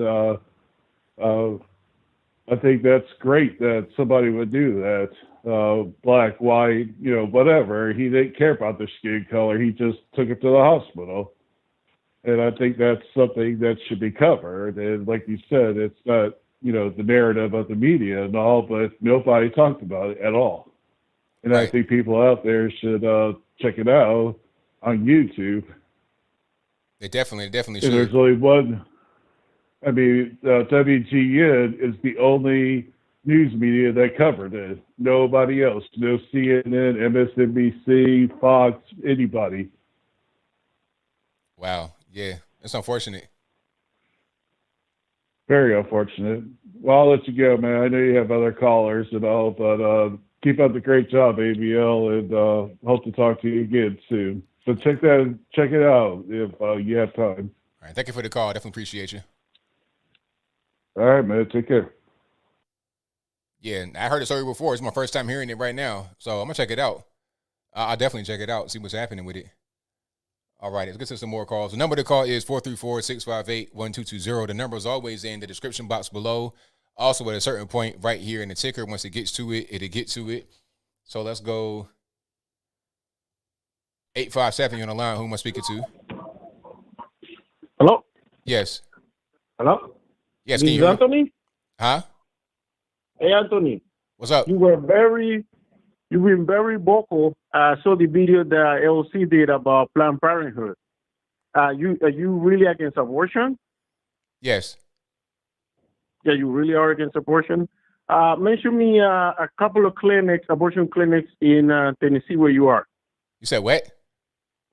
Mention me the names of 2 or 3 abortion clinics in your area in Tennessee where you are. I don't know. You don't know. Okay, so can you tell me what services Planned Parenthood provides? They give you a pamphlet talking about pregnancy. They give you some vitamins. They might refer to some counseling, basic stuff like that. No, actually, it's more than that. They give you STD, what do you call it, testing, okay, mammogram. No, they don't. They don't do mammograms. No, they don't. That's not. Wait, sir. They don't do mammograms. Yeah. Planned Parenthood. No, they don't. Yeah, they do. Read they're not certified anywhere in the United States to do mammograms. They're not certified to do that. If they do it, they're not certified to do it. Like they shouldn't be doing it. Read about. I'm not going to argue with you. Sir. Yes, you are. You can say, look, you can do whatever you can leave the show or stay here. I'm gonna say what I got to say. You can respond to it or not. And if you don't respond, just hang up the phone and go to the next guy. Because you're still kind of on my list for what you said the other day about that racial slur. So you want the nice right here. Anyway, they're not certified to do mammograms anywhere in the country. They're not certified to do mammograms in the country. So is that true or false? Is that true or false? Say? Huh? Well, I don't know. I didn't hear what you said. They're not certified. Stop talking. You were here, sir. They're not certified to do mammograms anywhere in the country. Is that true or false? I don't know, but they do. So, I mean, if you don't know, how you going to say they do them?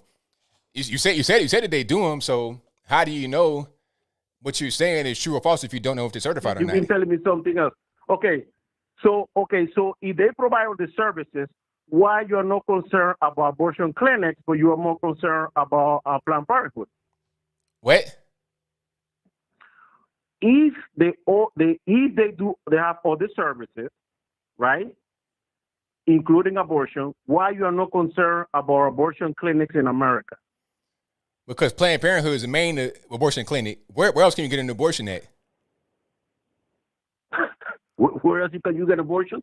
Abortion clinics. How That's many what of I them? asked you. Like, You it's know not the it's not abortion that clinics? many abortion clinics. Like, there's some places where you can't. It's like one abortion clinic in the whole state. So let's not play dumb here. Okay, so Planned you're gonna tell Parenthood me is the main place Planned Planned Parenthood is the main place you get an abortion at. That's like what they do. That's their main thing. That's not true. That's not true. That's not Yes, true. it is the main thing. So That's what's the not main true. what's the main source of That's income not then? true. That's Sir, not the main thing. Sir, what's the main source of income then? That's your opinion. Sir, quiet. What is the main source of income? Okay, the Sir, income sir, of the answer the question. abortion Sir, come from- answer the question. What is Okay. their main source of income? The main source of income is grants from the government. Okay, now why is that? Why did they get so many grants from the government? And what's the Because they percentage? have, And what because they have percentage? And what pregnancy service. percentage, sir? And what percentage of the revenue is the grants from the government? I don't know exactly what it is, but it's more than the money that comes from the donation. It's less money that comes from the donation. So why do they get grants from the government?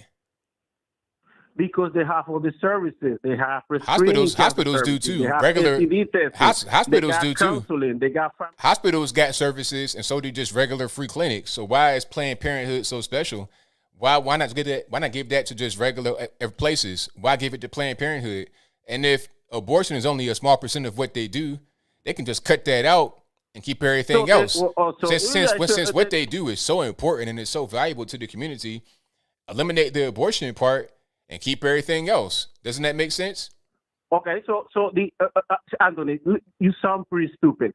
The abortions come from the donation that is limited. So you okay? Wait, hold on. Wait. What you say? In America, hold on. What you say? You okay with Sir, quiet. Quiet. Look here. You already you got on my nerves from the beginning today. So when I interject, you just got to stop talking, because when I start talking, nobody can hear you talk. And if you're talking right now, I can't hear you at all. I turn my speakers off and yours as well, for the so nobody can hear what's happening. You can hear me, but can nobody else hear you? So you said, what about the abortion money and what you said? What about the donation money and abortions? It's limited to funding. So you okay? Hold on. Wait. Anthony, So what does that mean? Wait, sir. What does that mean? So limited you to funding. Okay with abortion? All right, I don't got all day. That's okay. That's enough.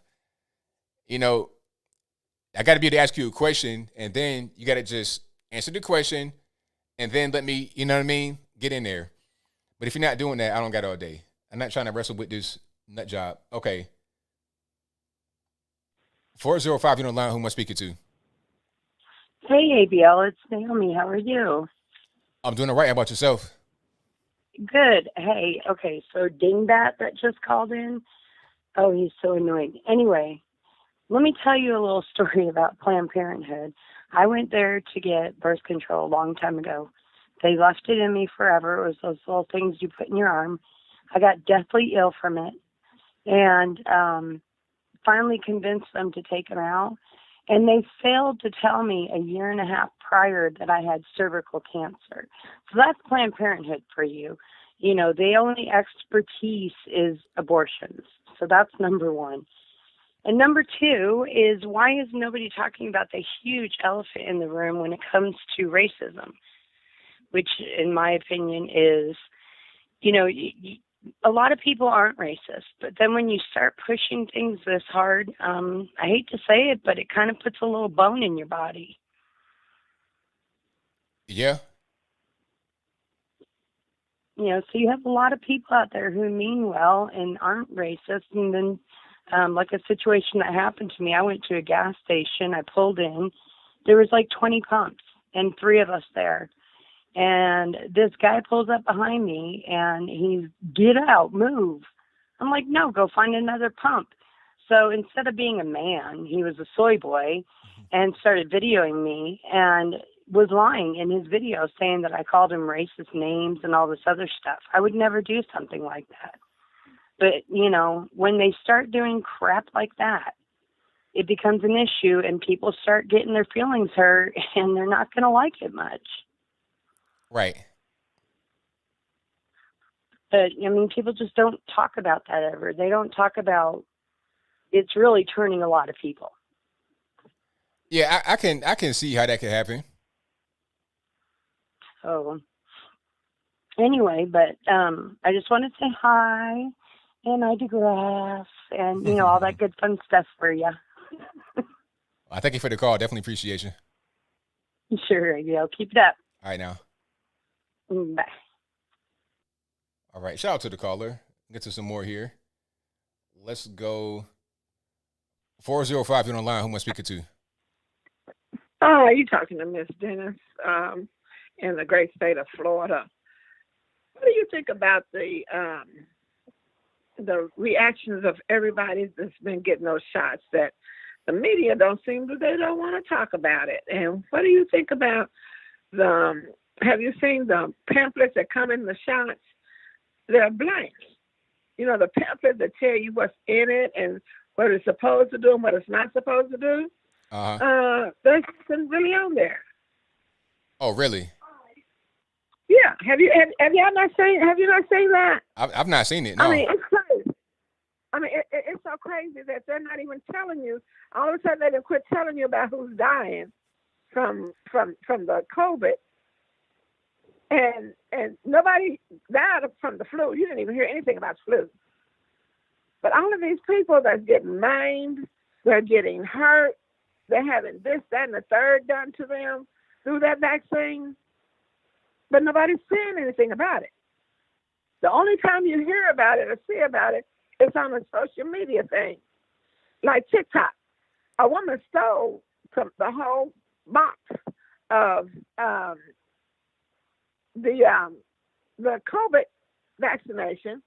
She literally opened it up on camera, took the instructions out so that she could see that the boxes that hadn't been touched and everything was in place. She took the instructions out and opened them up to show you what is supposed to be in there, how the dosage is, what is this, what the chemicals is, what the breakdown is, even the size of the molecules and things that go into that medicine that you normally get when you get your medication. Guess what? What happened? Nothing was on there. Wow. Nothing was on there. So what do you know?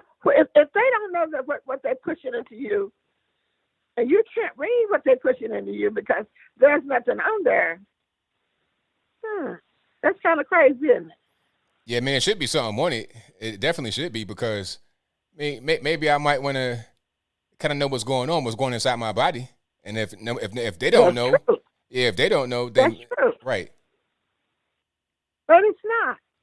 And look into it, ABL. I mean, really, really look into it. I looked into it. And believe it or not, no one can sue those companies for absolutely nothing.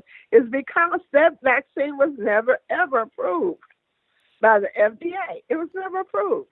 Right. And it's not a vaccine. It is not. But everybody's calling it a vaccine. It's not a vaccine. It's not a vaccine. This is the same thing that they did to the Tuskegee Experiment. If anybody want to know anything, they ought to look at this and look at the Tuskegee Experiment. Back in the 40s, they went and they got the men and women and they shot them up with syphilis and gonorrhea and did experiments on them and never let them know that's what they did to them. And that's a true story. And the women that they did shoot up, their babies came out deformed and everything. And no one seems to want to ask. If this vaccine was so good, why are they trying to pay people off to take it? You get $100 here, you get free donuts, you get free ice cream, you get this, that, and the third. You can't. It's not. I mean, it's a way. I mean, it's just something. I'm not telling anybody, but when it kind of hit a little bit close to home, which I had it hit close to my house, in my house. And the only reason why they took it is because they had to do it because their job was mandatory to do it. Right.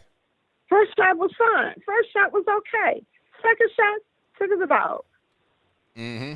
But guess what? You go to the doctor and you know what they say? Oh, What's that? we don't find nothing. Everything is okay. But yet you walking around, barely can move, and you're so sick until you can't hold your head up. Right. Exactly. They're not right, but they're not telling you that. I mean, this is far beyond. And we the people, we got to stand up, because if you don't look at it, if you do not see what they're doing right now, you're blind. I'm not going. I mean, this is communism up and down. All of a sudden, why the Gates getting a divorce? She know when to roll. She know when to get out. So she know the heat is getting ready to be on. And the domino is just about to fall in Arizona. When that domino fall in Arizona, the fat lady's going to sing, because it's going to tell the tale of what's really going on and what really happened on November the 3rd. Right. They're trying to do everything to stop it. It's not no stopping. Nevada opened up their forensics. And also it's one more state opened up the forensic. They've done everything. But these judges, guess what? Thank God they finally grew balls. Excuse me, they finally grew their manhood to say, no, we're not going to go on your side. We want this. We want to get this straight now. We want to get it straight now. So ABL, thank you for taking my call. You're a very, very good guy. I love your show. And I tell you what, you're very informative, and you have some very informative people on there. Sometimes you get a few people that kind of rock the boat a little bit, like that man. I guess he just hasn't really been educated on what's really going on. And if he really what he needs to do is look at there is a movie out concerning the abortions and how they actually got started. Maybe he needs to kind of look at that and see what's really and some people just not being educated. They just go by what other people say. And when those other people say it, they jump on the bandwagon and think it's true. And in reality, it may not be true. But if you don't, find your own receipt. If somebody tell you something, see if their receipt is good. Their receipt might not be good. Their receipt might be bad. Get your own receipt, and that way, if you got your own receipt, you know what you're talking about, and then you won't look like you're not playing with a full deck. Thank you once again, ABL. You have a good night, and blessings go out to everybody. Peace, be still, and everybody, stop this division. Please stop the division. All of us are the same people. We bleed the same color. The only thing that we don't have is the same blood type. So come on, that's what they want us to do. We got to be united. Please be united. Please love each other. Love each other like you would yourself. Thank you, ABL. Good night. Thank you. Appreciate you. All right. Great call. Great call. Now, I was able to find the inserts thing. Hold on one second. Let me try to just cue that up right quick. I'm going to put it right on the screen. So you guys give me 1 second here, and we'll get that going. All right. Let's go ahead and do it this way. And here, I'm almost there. Here it is. This is blank inserts found inside of J&J vaccine boxes.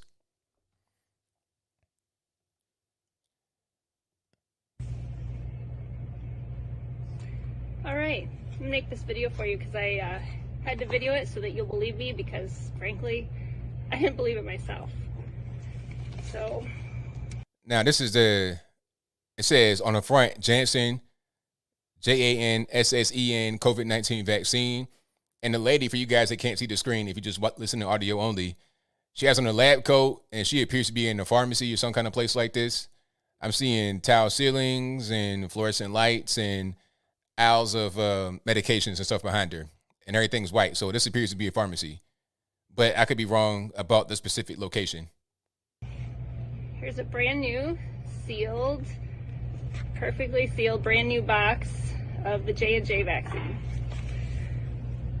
So I guess that's Johnson & Johnson. That's the one that they took off that was killing everybody allegedly. Blood clots allegedly. I'm not saying that happened or not. I'm just saying that's allegedly what happened. Allegedly, if you get the drift, wink, wink, wink. Here, I'm going to break this open, and perfectly on top is this perfectly normal. First of all, she has balls to still to do this with her face and everything on the camera because she might go to the penitentiary, Big Rocks, Little Rocks for doing that. So, hey, whoever you are, lady, hey, hats off to you. You deserve an award for doing this. There's a pamphlet. I see a QR code right there. I wonder if you can scan that. I can't scan it right now, but I'm sure somebody has been able to scan it.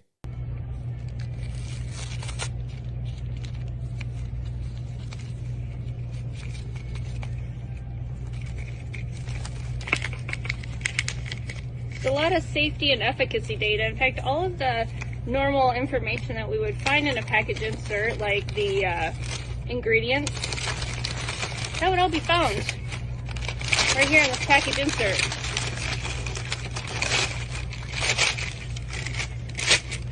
Wow. A whole blank sheet of paper. Like literally blank. Must be magic. Wow. It's all blank. The whole thing. Except for this part.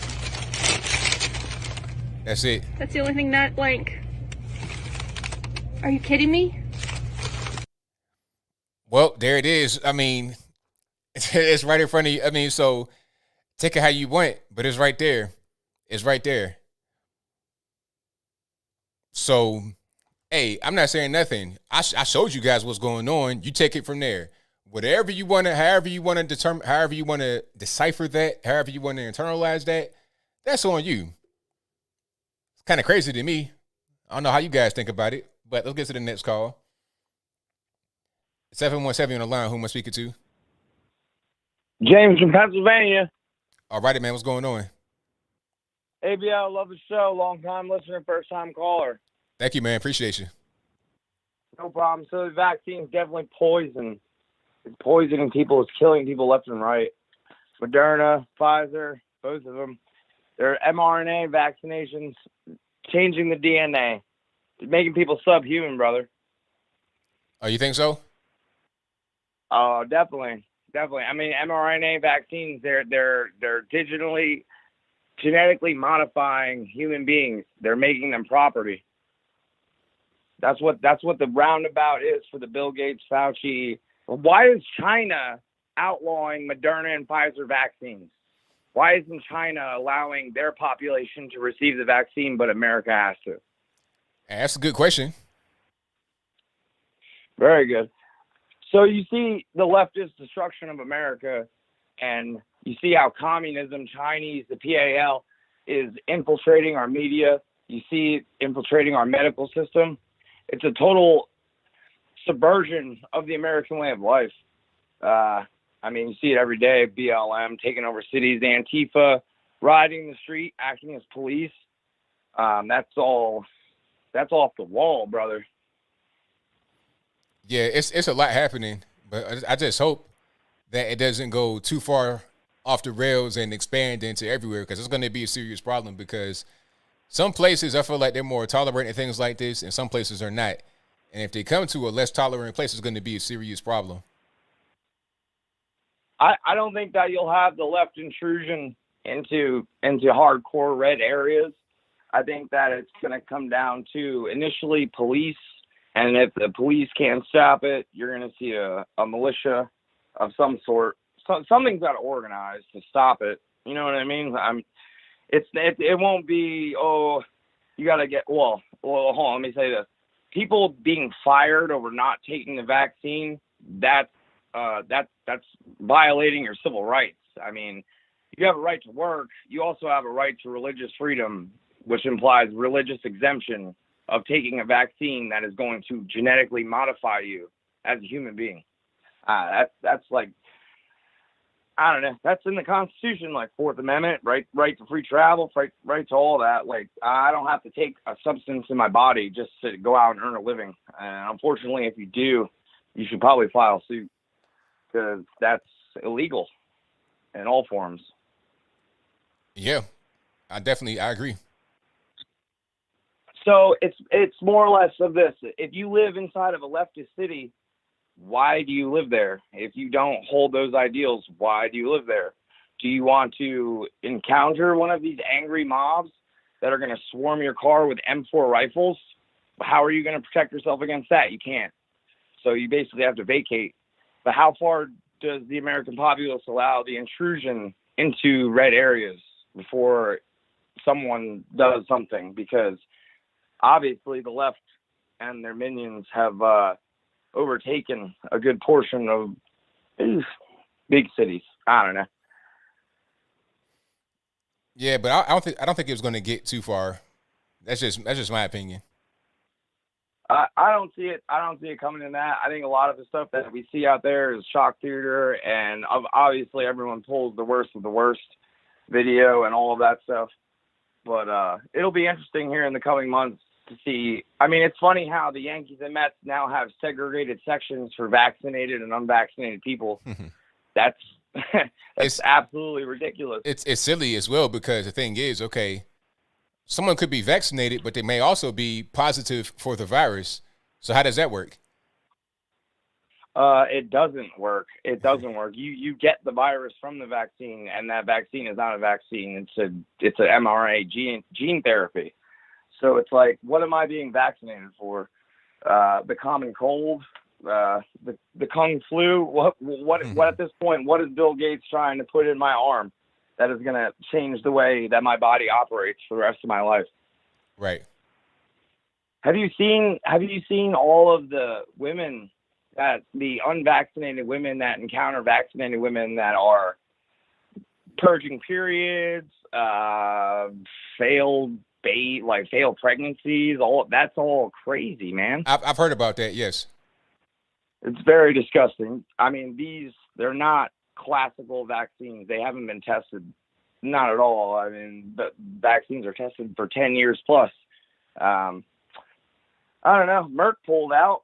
If Merck pulls out, that's a big pharmaceutical company right there. I mean, if they say you can't make a coronavirus vaccine, then you probably shouldn't be making it. Otherwise, you're going to face serious complications. What was that? University of Texas just came out with a study released 8 or 9 years ago saying that you can't make a vaccine for the coronavirus.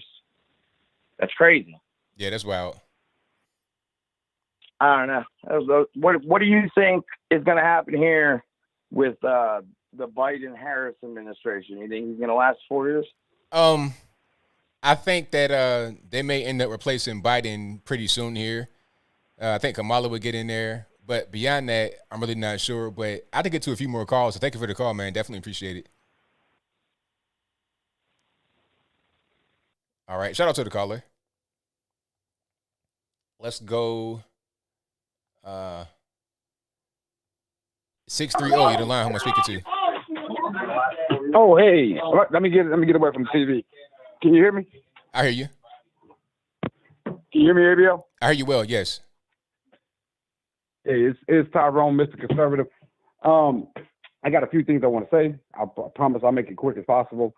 So when you did the video on AOC, right, and I watched a couple other people video, about what she said and how she said it.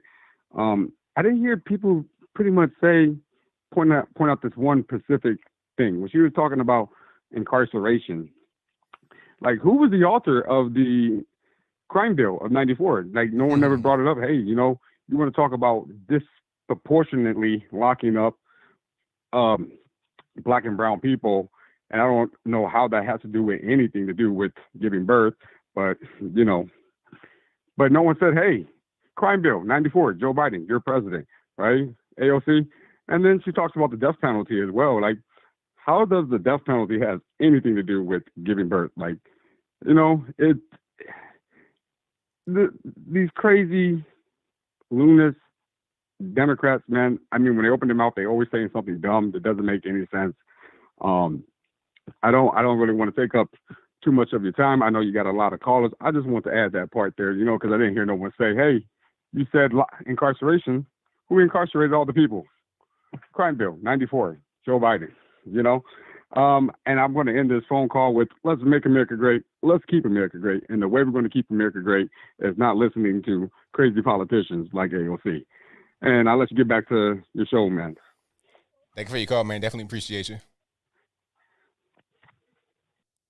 That's a good point. I didn't even think about that in that specific video. It's like, okay, you're talking about people getting locked up. Well, your man did the crime bill. That's your president, so why don't you criticize him?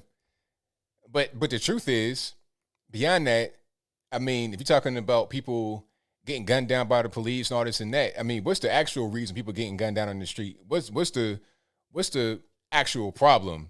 Is it the police? Is it the white man or what? Let's talk about what's really going on rather than made up things that aren't really the problem.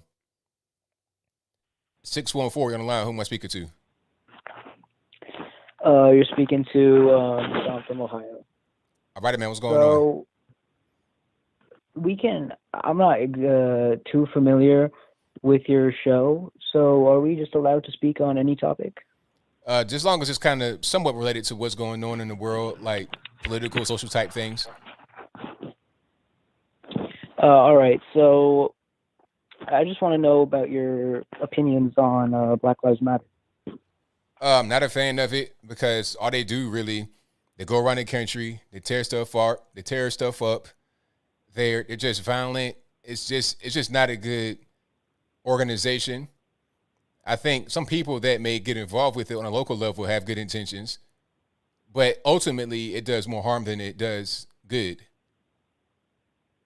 All right, so you obviously have contentions with the organization itself, but what about the overall message behind the organization about Black people being systemically disadvantaged in the U.S.? Well, I don't agree with that either because you got to be able to prove that one.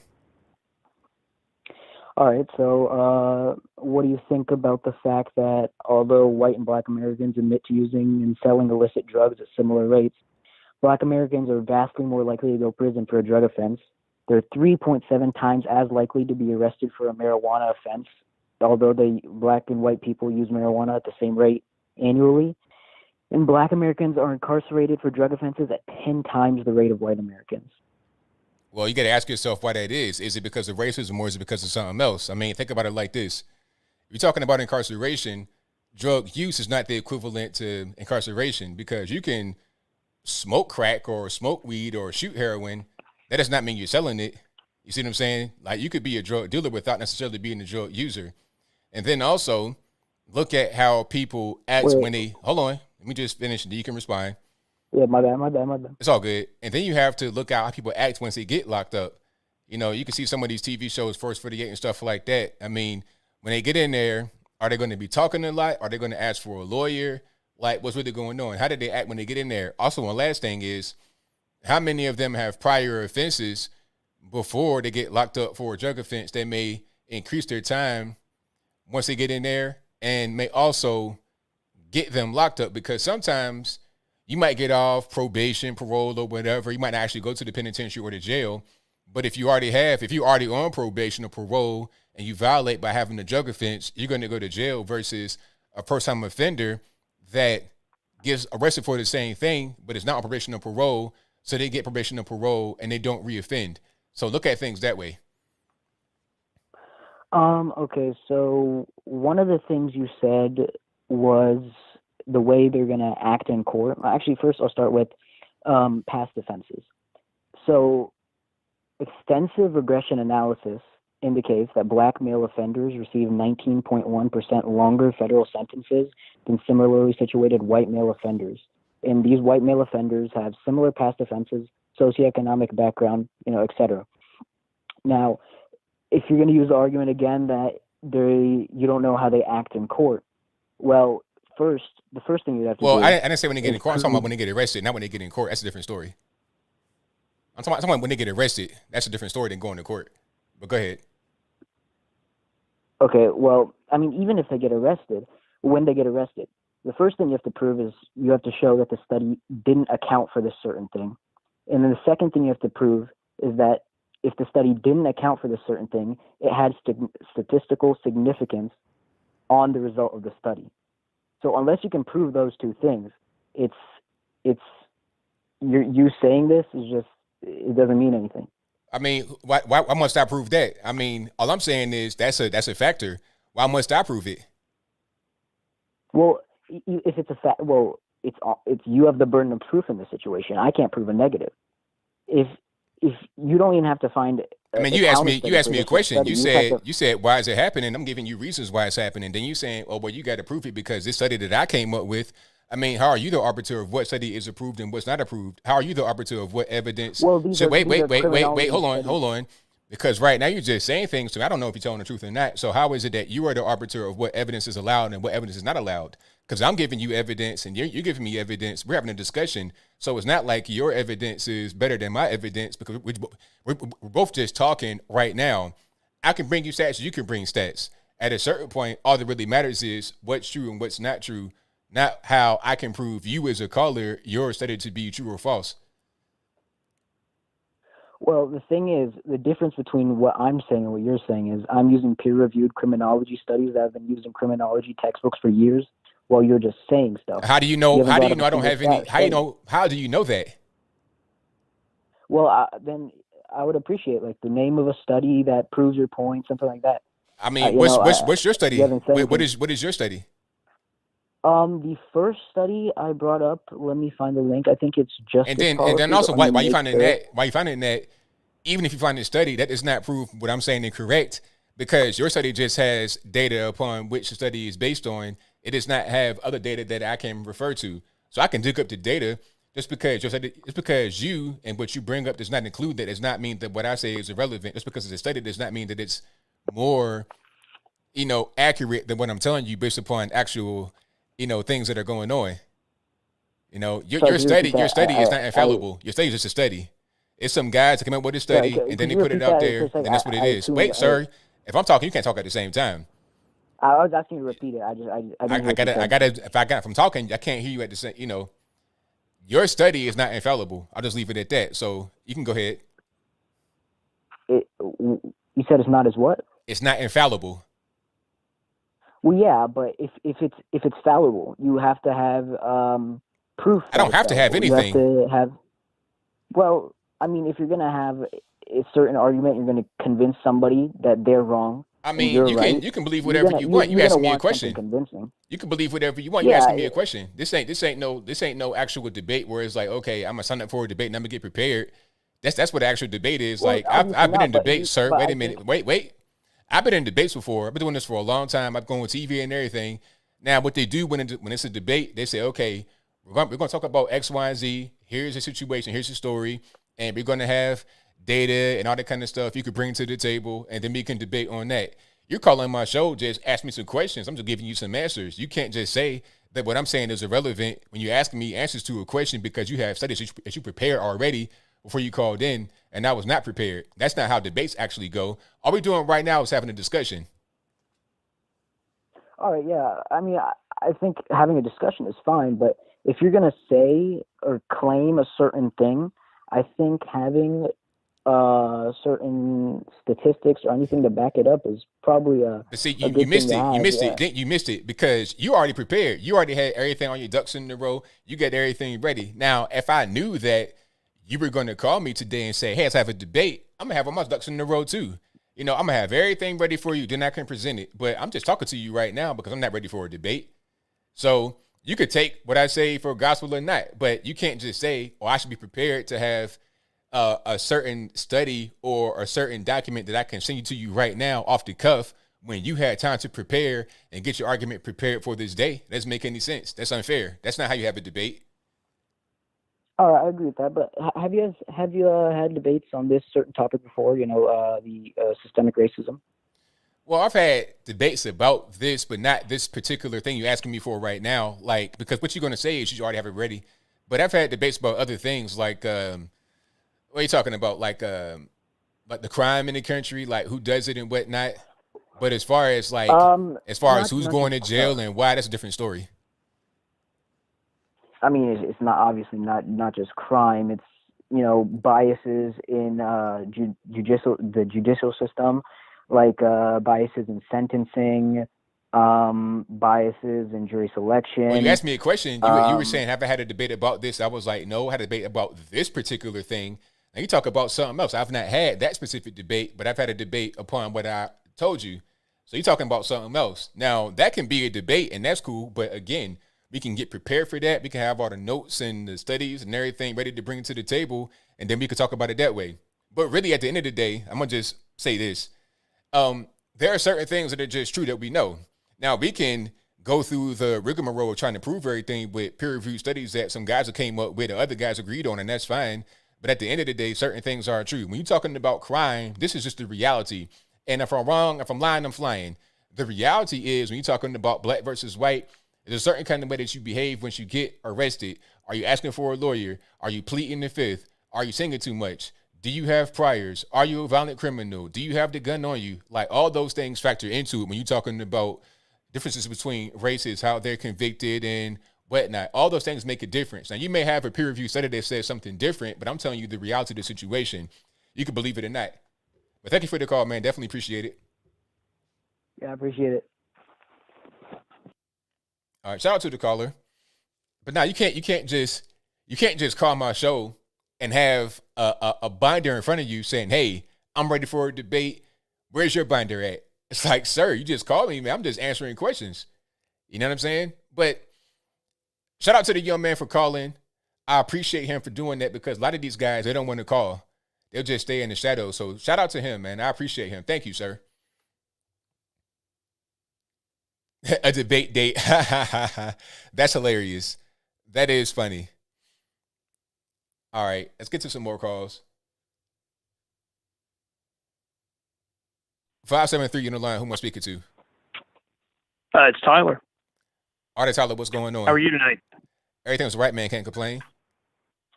Hey, I was just hearing you talk earlier, and of course I saw your video about Michelle Obama talking about her daughters and the profiling. And, you know, we've heard the profiling arguments for decades, it seems. And personally, I think there's always going to be a little bit of profiling, not to try and give credence to her example. I think it's a terrible example. The likelihood of her daughters being profiled is next to none, I would think. But yeah, sure, there could be other people. You could be the guy who looks a little scroungy, has long hair.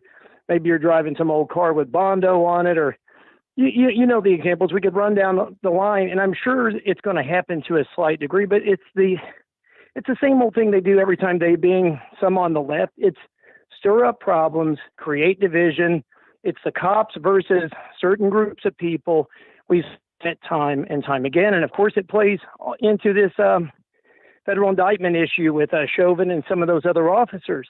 We saw this in Ferguson, not a federal indictment, mind you, but after the federal investigation of Darren Wilson and the Michael Brown shooting.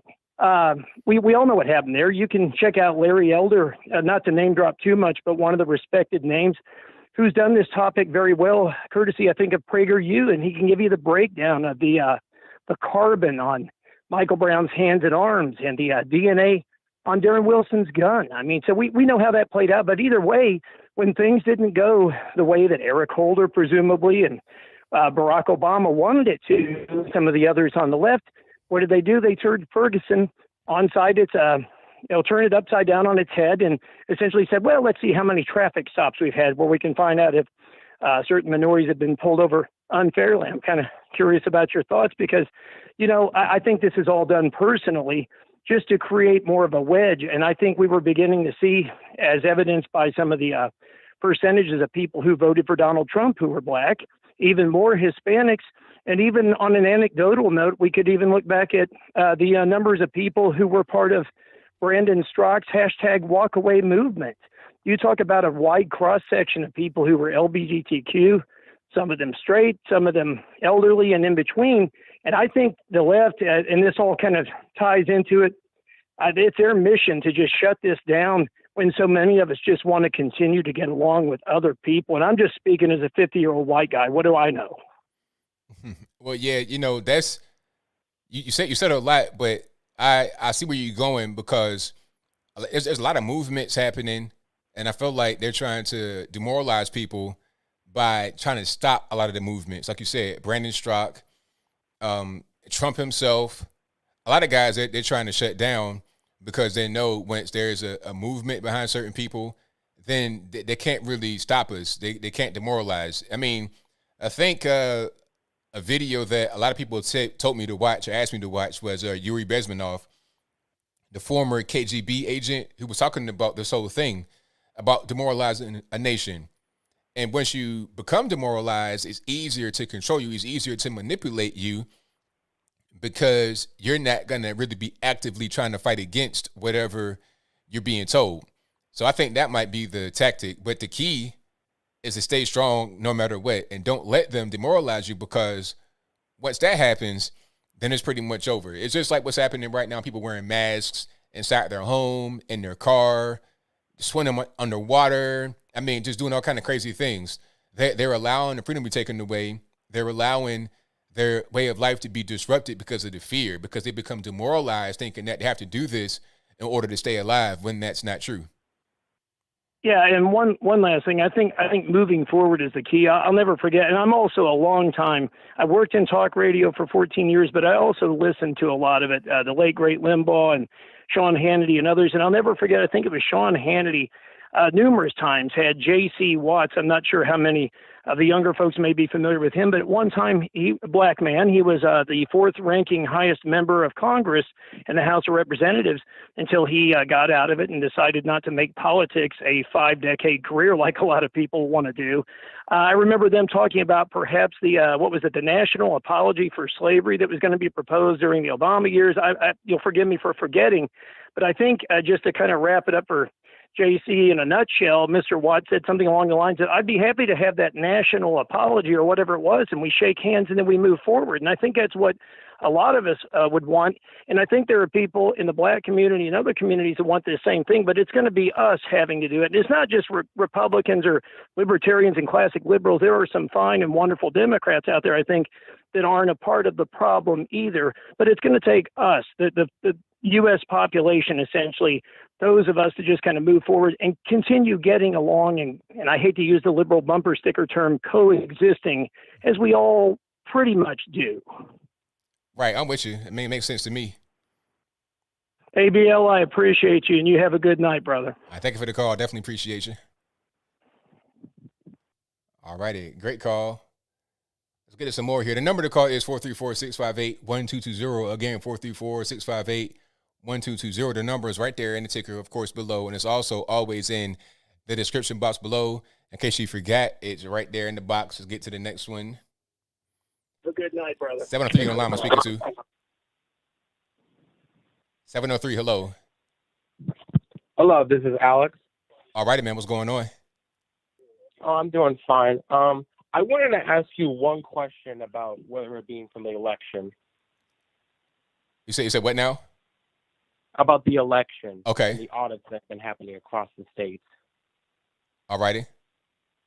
Do you think at this point there have been plenty of evidence that something has been going around with the election, but do you think these audits will change anything with the current administration?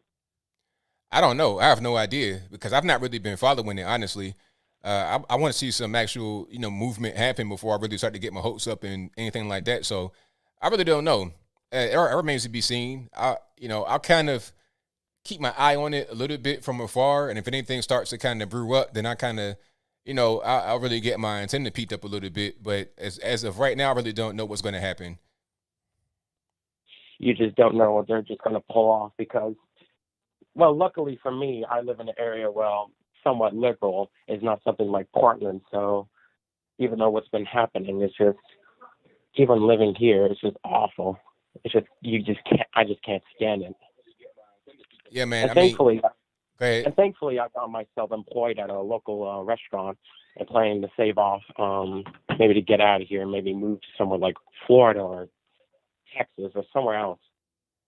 Yeah, I mean that's what everybody else is doing. I mean that's it's been happening for quite a while, even before all this stuff with the virus, and I think that it's going to ramp up a lot because of the virus and things of that nature. So, yeah, man, I say join the club. Just all you got to do is be conservative, bring conservative values, and you be all right.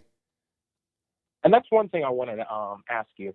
And do you think this mass in-state immigration, like people like going to from California to Texas or people from New York City going to Florida. Do you think in the future that they're going to bring in their liberal politics and really negatively affect those states? I mean, it's already happened in Texas, like in Austin, Texas. Austin is pretty much California East. It's like a California enclave. So I just hope that doesn't really expand too much, because it's going to be a problem. If they really want to bring their, liberal politics all over, that's going to be an issue. I think that we have to really kind of fight against that by, having children, raising them correctly, and maybe they will outnumber all the nut jobs that are moving to That's these right, places. because all these leftists are all about abortion and all this cutting off your genitals. I'm just like, how are you going to grow as a community where you're actively just cutting off your way of life? That's a really good point. If they're so anti-life, how are they going to create more of themselves? That's a really good point. All they can do at this point, they can just try to indoctrinate people. But as most friends I know, like the most far left, don't like this wokeism, don't like this PC nonsense. I'm trying not to swear here, but it's just, I don't think this wokeism is really going to try to easily manipulate people at this level. Right. Yeah, man. And I do see, as much as I have been dealing with a lot of problems, both in a mental scale, but luckily I've been doing fine, just trying to, with the help of family, with the help of friends, and I'm still going to try to keep on the good fight. And hopefully with the Virginia elections going in November, I'm trying to keep myself at a level-headed, but I just hope and pray for the best for at least my states, because if anything doesn't go right here, I'm getting out. Right on, man. Well, thank you for the call. Definitely appreciate you.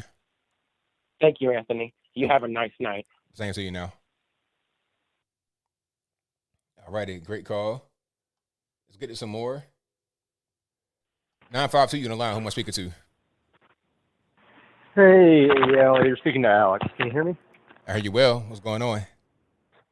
Oh, not too much. First, I just want to thank you for everything that you do, along with your friend Brandon Tatum and Candace Owens.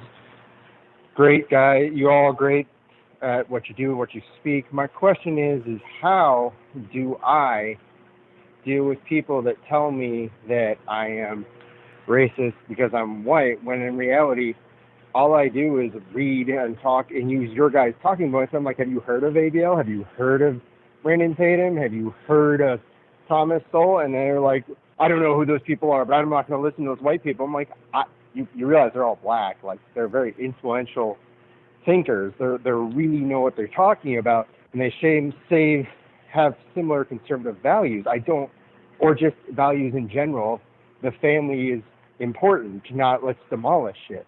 The other thing I've noticed is that a lot of people keep telling me, and along with other people who think the same way, what to do with my money, and yet they're not actually donating any money themselves. My wife and I tithe 10% of our income.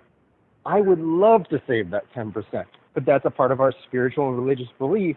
And yet when I ask these people, well, how much do you donate? And they're like, well, that's beside the point. I'm like, so you want to tax everybody else to make up for your poor planning and the planning of people not actually being responsible, and yet you don't donate any money? How does this make any sense? Yeah, it really doesn't. But to get to your first point, it's hard to convince people, especially adults, to think differently than what they think. It's the old saying, can't teach your old dog new tricks. If they are that way now, that's pretty much how they're going to be. So I don't really waste my time trying to really directly convince people. What I always tell everybody is you could just say little things around them, but don't do it in a confrontational way. You could say, hey, man, gas going up ever since Biden, and leave it right there. Don't even engage in the conversation. Don't even engage in nothing. And let them just think about it. Let it just kind of marinate in their mind. Little things like that. People could say it's passive aggressive or whatever, but the thing is, you got to be that way, because if you're trying to be direct and upfront, they're just going to totally reject it. They're going to totally reject it.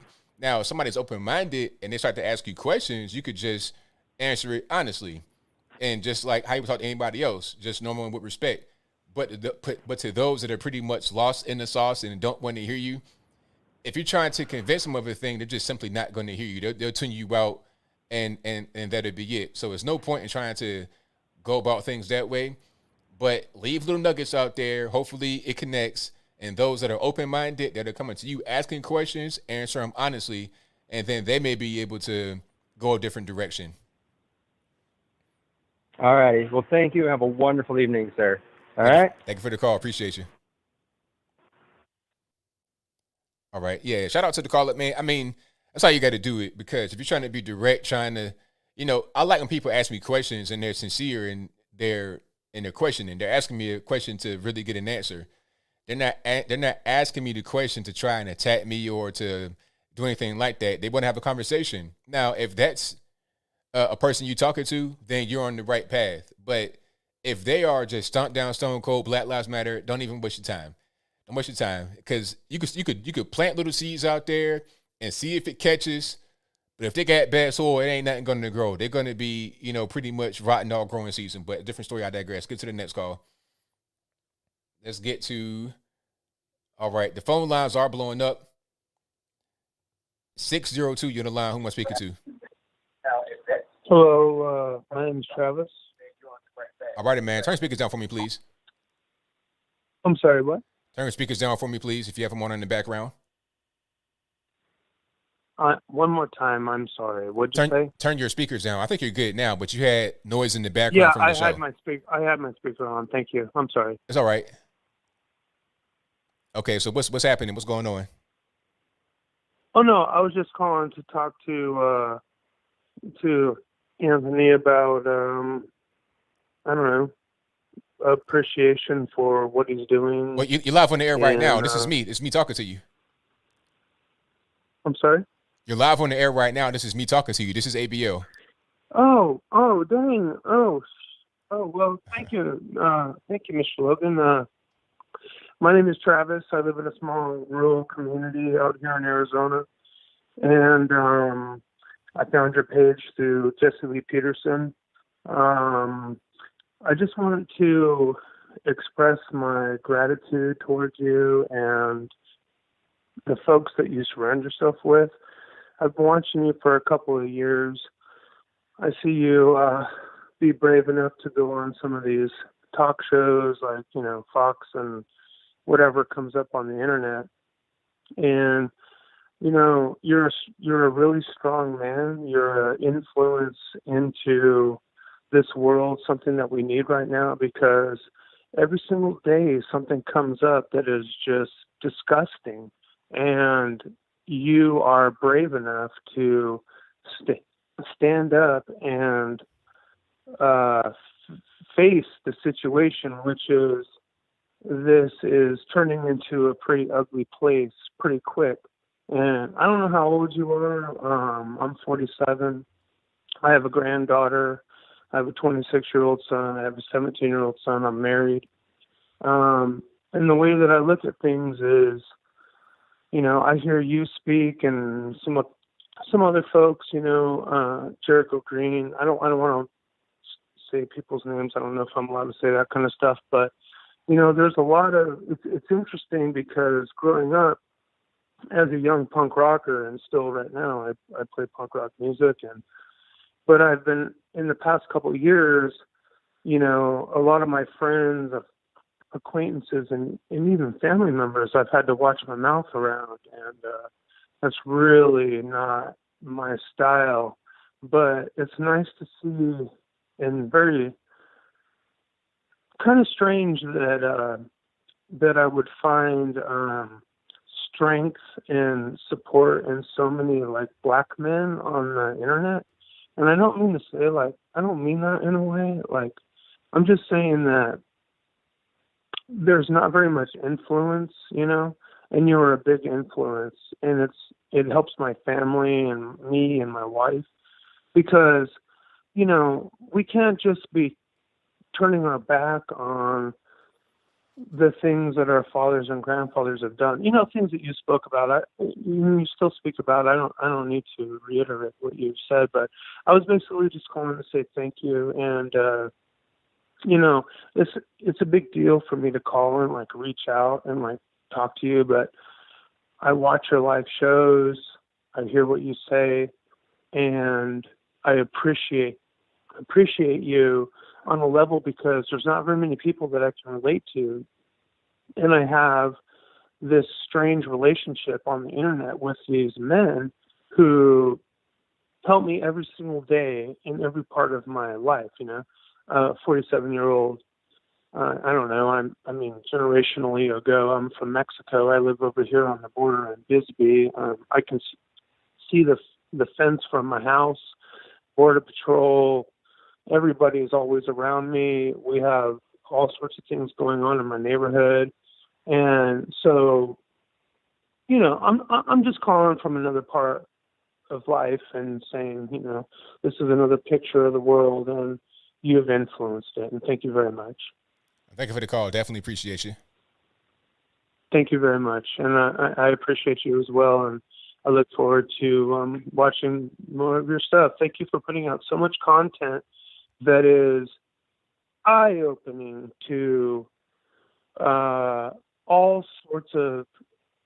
You're around the world, man. You're around. Your show is going around the world. Not only your show, but your friends and some people. I don't know if you're friends or not, but I've heard you mention some people online and whatnot. But the more you speak and stand up for what is real, and it doesn't have anything to do with race. It has nothing to do with religion. It has something to do with good versus evil, right versus wrong, and you see it so plainly that you're able to speak the truth without any kind of guilty conviction. You see these people mouthing off all the time about how they want to do this and that for other people, and yet they do nothing for themselves. They That's do right. nothing for their home. Well, thank you, man. I don't mean to cut heart. you off right here, but I got more calls on the line. Thank you for your call, man. Definitely appreciate Sure thing, you. sir. I appreciate you. Thank you very much. All right, thank you. Goodbye. All righty. Let's get to some more here. All righty, Matt, what's happening? ABL, what's going on, man? Everything's good, man. Can't complain. Hey, your last caller was a really nice guy. Yeah, super nice. Yeah, people love you, man. The kid that had all the statistics, I thought it was funny because Joe Biden is the one that created the laws that created the drug sentencing disparity, and Rand Paul was the guy that actually cleared that up, and he put parity in there on that. Yeah, it's kind of weird. It's like, okay, you got all these statistics, but look at who you're supporting, look at what they did, and you don't see the connection. It's kind of strange. Yeah. And there's a point I want to make just about murder in general. And so most murders of white people get solved. There was a cold case in my town in Seattle that was over 30-something years old. It went back to the late 70s, and they solved it. And there was a murder last year, and people filmed it happen, and they can't find the person that did it because the people of color, the murderers, are very rarely caught. Nah, very, very low clearance rate in a lot of cities across the nation for a variety of reasons. Main thing, nobody's telling, nobody's snitching. And that's just what it is. People don't really care too much a lot of times. And it's really sad.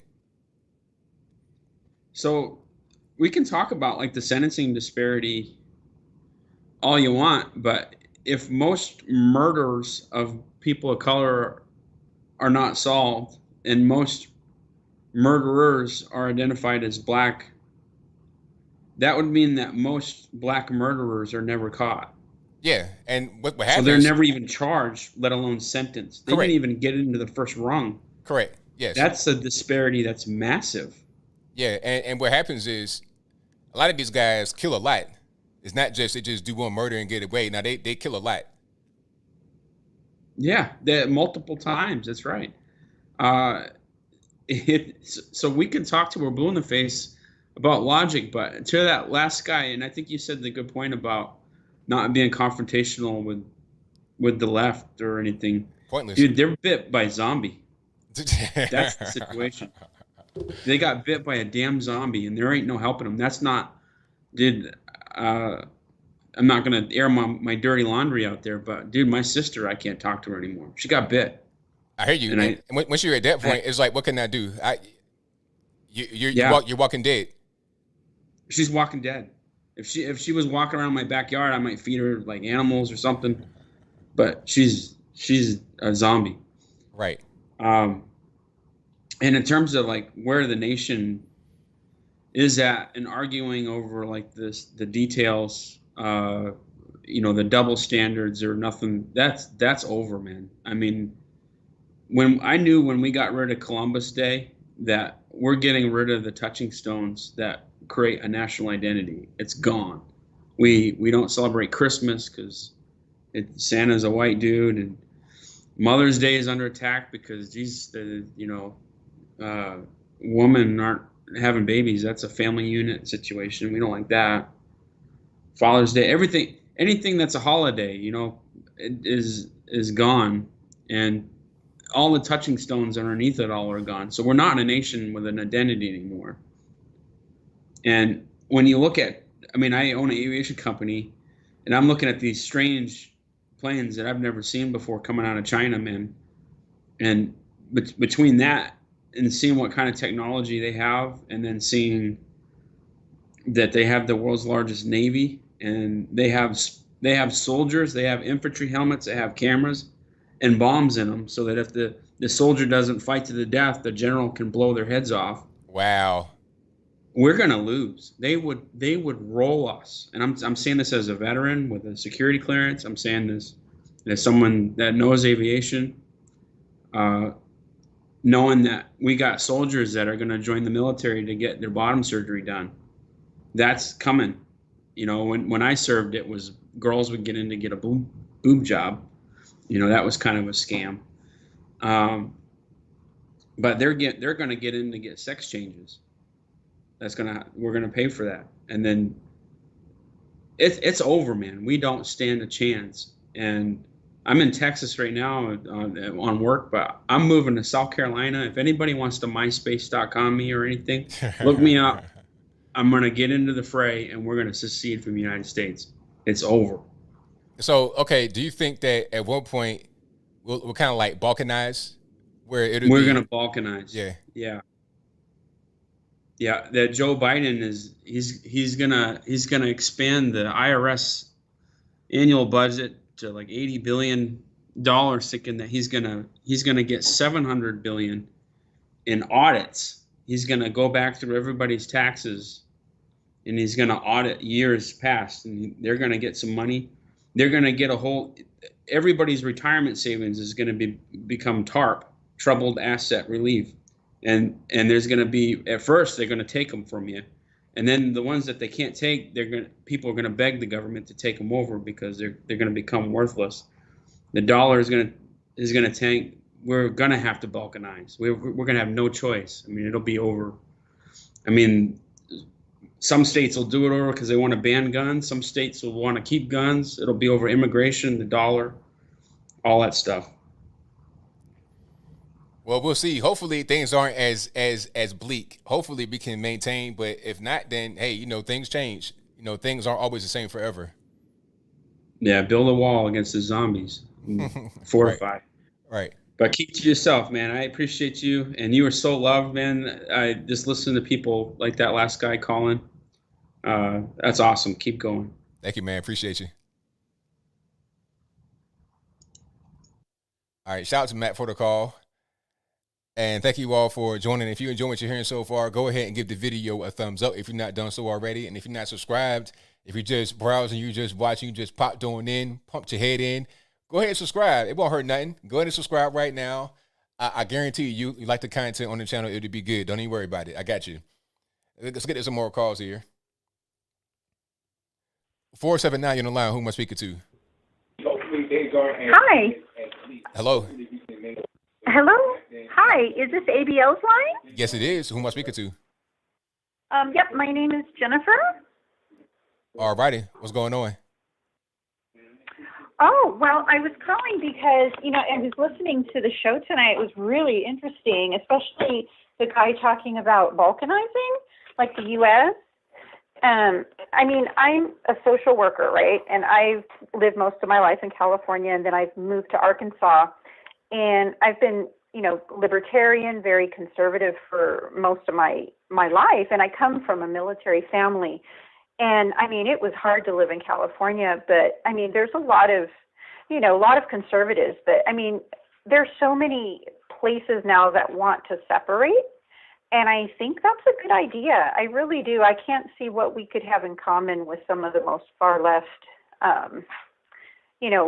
elements of our society. It's like, I'd love to say try to find one thing in common, but I can't anymore. It seems like the world is absolutely crazy. I don't even understand it anymore. And so, that was interesting listening to him talking about that, though, about balkanization and separating. And I kind of hope we do. I mean, I don't know what your thoughts are about that. I mean, I hope that we stay together. I hope that we could just tighten up the places that are not doing well, because what I don't want to happen is, we break up and then you have people that are kind of like immigrating or leaving the other places and then creating the same problems that we tried to escape by breaking up in the first place. I think we need to have, I think we need to have certain, if there was going to be any kind of breaking up of the country, we would need to have very, very, very strict rules to prevent that from happening that really couldn't be taken over by outside force coming in. I mean, because if that's not the case, I don't see how we avoid what's going on. A prime example is Virginia. Like, when I was a kid living in Virginia, it was a solid red state. It was solidly red, and it wasn't a problem. But then when Washington, D.C. grew, it crossed the Potomac more and more and more to the point where even like in Fredericksburg, which is like 90 minutes from D.C., that was like the extent of the D.C. sprawl. It became too much to the point now where Virginia is solidly blue, and it's getting to the point where it's far left. So if that begins to happen in a newly found place that kind of broke off from the original union, it'll defeat the purpose. So I don't want that to happen. Yeah. Yeah, it's really, after this last election, especially, what happened with President Trump and, just seeing how quickly we're going down, I'm thinking along the same lines of, again, the guy that was called in about the balkanization. My mother is, I'm biracial. My mother is Japanese and my father's Caucasian. And when I say she's Japanese, I mean she's from Imperial Japan. She's 90. She survived World War II, house bombed flat. I mean, she had to learn a lot of ways. And my godmother was part of World War II. She was interned. I mean, they're all telling me the same thing, that this just reminds them of what they lived through, about because we're so far out. We've had a lot of peace, in our lives, and we haven't really had a war fought on our soil before, at least nobody living really on our soil here, and really don't understand what communism is or what is happening right now. I mean, it's scary. People are just, a lot of people just don't know where to find, information, because none of the main channels provide it. It's really propaganda now. I mean, like, I love listening to your show. I listen to yours every single day because you're really well informed and always, really interesting. But my worry is that, young people have no concept of history, real history, and everything now has become identity politics. It's all become, nobody can, what they're doing is really, we can't speak to each other anymore. That's what they want, because once you start conquering and dividing, that's when all kinds of things can actually happen. And I really do think that we're in for a different type of war, but definitely China's going to probably become much more aggressive. And, I just have one other thing to say. You know what? I was just looking on the Daily Mail, and this came out today, and it's one of the headlines, and I'll just read it quickly. It just says, China was preparing for a third world war with biological weapons, including coronavirus, 6 years ago, according to dossier produced by the People's Liberation Army in 2015 and uncovered by the U.S. State Department.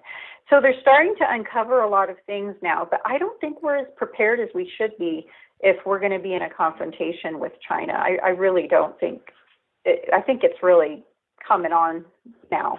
What are your thoughts? I think that the United States may have an incompetent government in many ways, but I think also that we are prepared more than the average person may know. I think with China, a lot of what they do is just kind of out there in the open and we know what's going on. But with us, maybe not so much. There's a lot of technology that we have that maybe we don't know about that we'll be prepared to use in a potential war with China. And there's so many allies that we have and so many people depend on us to be around that if China were to try to pick a war with us, that'd be, I guess you would say, mutually assured destruction, mad. And that'd be bad for China and everybody else. So I don't think it'll really get to that point. I think it'd be trade wars and kind of a Cold War type thing, not a full-on conflict. That'd be kind of how I see it. Yeah, I see what you're saying.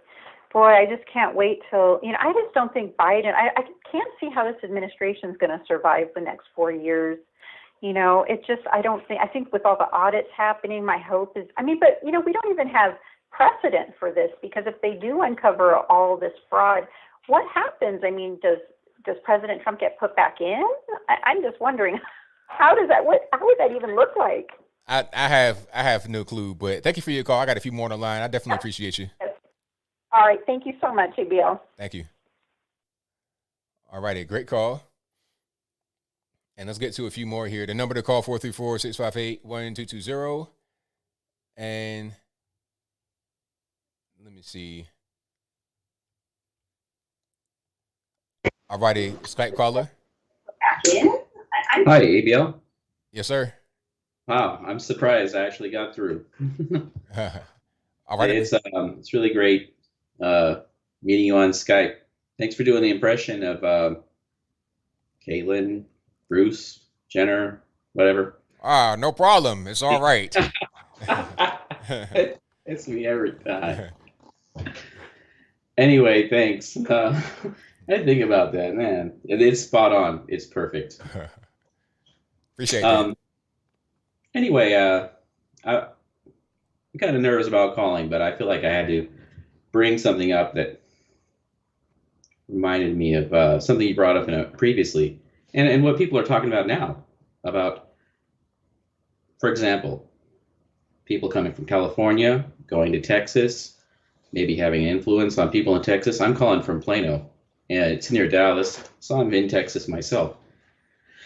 And a couple days ago, I think you might have heard that constitutional carries clear the Texas Senate as the governor vows to sign. So the Senate approved, Texas Senate approved constitutional carries. And Governor Abbott, he said he's going to sign it, and I expect he's going to. And I think that's great. But I noticed there was some criticism.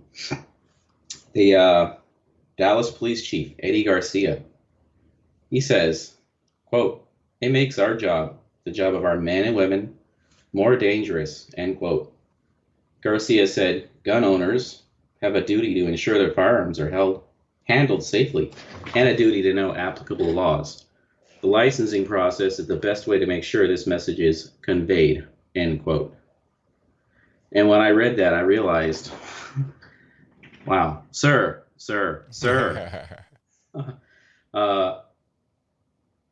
It's called constitutional carry. People have the right to carry guns. It makes me wonder, is he supporting the right of every American to carry a gun? And I don't know if you have to know much about this particular police chief. No, I'm not familiar with him.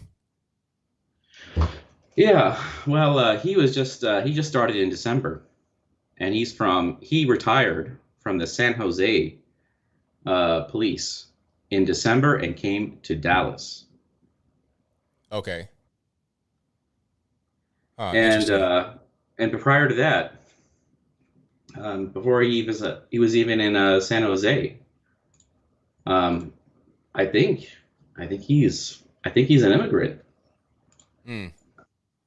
So it's kind of strange how all these connections line up. Now, what really makes me wonder is the changing attitude about things like guns. Now, I thought Texas has typically been a pro-gun state. Well, then why would they take someone who's not necessarily pro-constitutional gun? Why would they do that? It seems to be like there's a mixed reaction, mixed feelings about guns and how to perceive them and how to handle them and should they be controlled. And so I guess I'm wondering, what would me, or someone like me, a regular, everyday normie, do about a situation like this? We see, I'm seeing everything that's happening. What would I do about this? What can I do to make a difference? I mean, it's hard to really tell. It all depends on what you are able to do, because some people, they can only do so much. You know, they're kind of bound by their job. Sometimes they're bound by their family structure. Sometimes they can't really afford to lose that. It all depends on what you're able to do. I say just try to be creative. Try to figure out ways that you can contribute, whatever kind of way you can. Sometimes that means donating money. It can donate time. You can find a way to reach people. Whatever you can do, whatever way you're able to contribute, you could do it that way. That'd be my answer. And I think that it's not a one-size-fits-all type thing. It's all about just kind of being creative and seeing where you fit in the whole situation. Last question. What do you think about what he said? Do you agree with him? Do you think that's true? Do you think it makes their job more difficult, makes it more dangerous? And do you promote open carry or constitutional carry? I mean, I think it all depends on. I am an open carry guy. I prefer open carry. You know, concealed carry is cool too, but I prefer open carry so you can see what's going on. Like in Virginia, But you might accidentally lose your gun in a tragic boating accident. yeah, I might lose it. I might have it on my hip and then fall over. You know, since I did lose them all already. But anyway, if I did have them, I would say open, because some people say that if you're in a situation where it's a mass shooting, they're gonna go to you first, but that's not necessarily how that happens. Maybe that could happen, but not really. Like just coming from the street perspective, from being in that environment. If a guy has a gun on him, you don't want to approach him because you know there's going to be a gunfight, or it could be a gunfight. People that are in the street, if they want to try to attack you or rob you or something like that, they want to violate you in some kind of way. They want a soft target. They want an easy target. You got guys out here punching old ladies in the head and stuff like that and stealing their purse. They want a soft target. So if you got the gun on you and it's open and they can see that, it's like, okay, I'm gonna back up off of him and then try somebody else. That's how that goes. Exactly. It's like exactly. I'll tell you a quick story. Yeah. I did not have a gun on me at this particular point, but I was in the barbershop years ago, and this guy came in there, and we in the street, we in the hood, and we from the street. Everybody knows what kind of energy you give off when you want to do something you shouldn't be doing. He came in there. First of all, he got dropped off right on the curb and then walked in the store. I'm like, okay, that's suspect right there. You getting dropped off by a man, that's suspect right there. And the way he came in there, he had dreads and stuff. I'm like, okay, are you gonna get a haircut? Anyway, he was looking kind of shifty and shady, and all the barbers immediately noticed it, and everybody got this immediate kind of scowl on their face.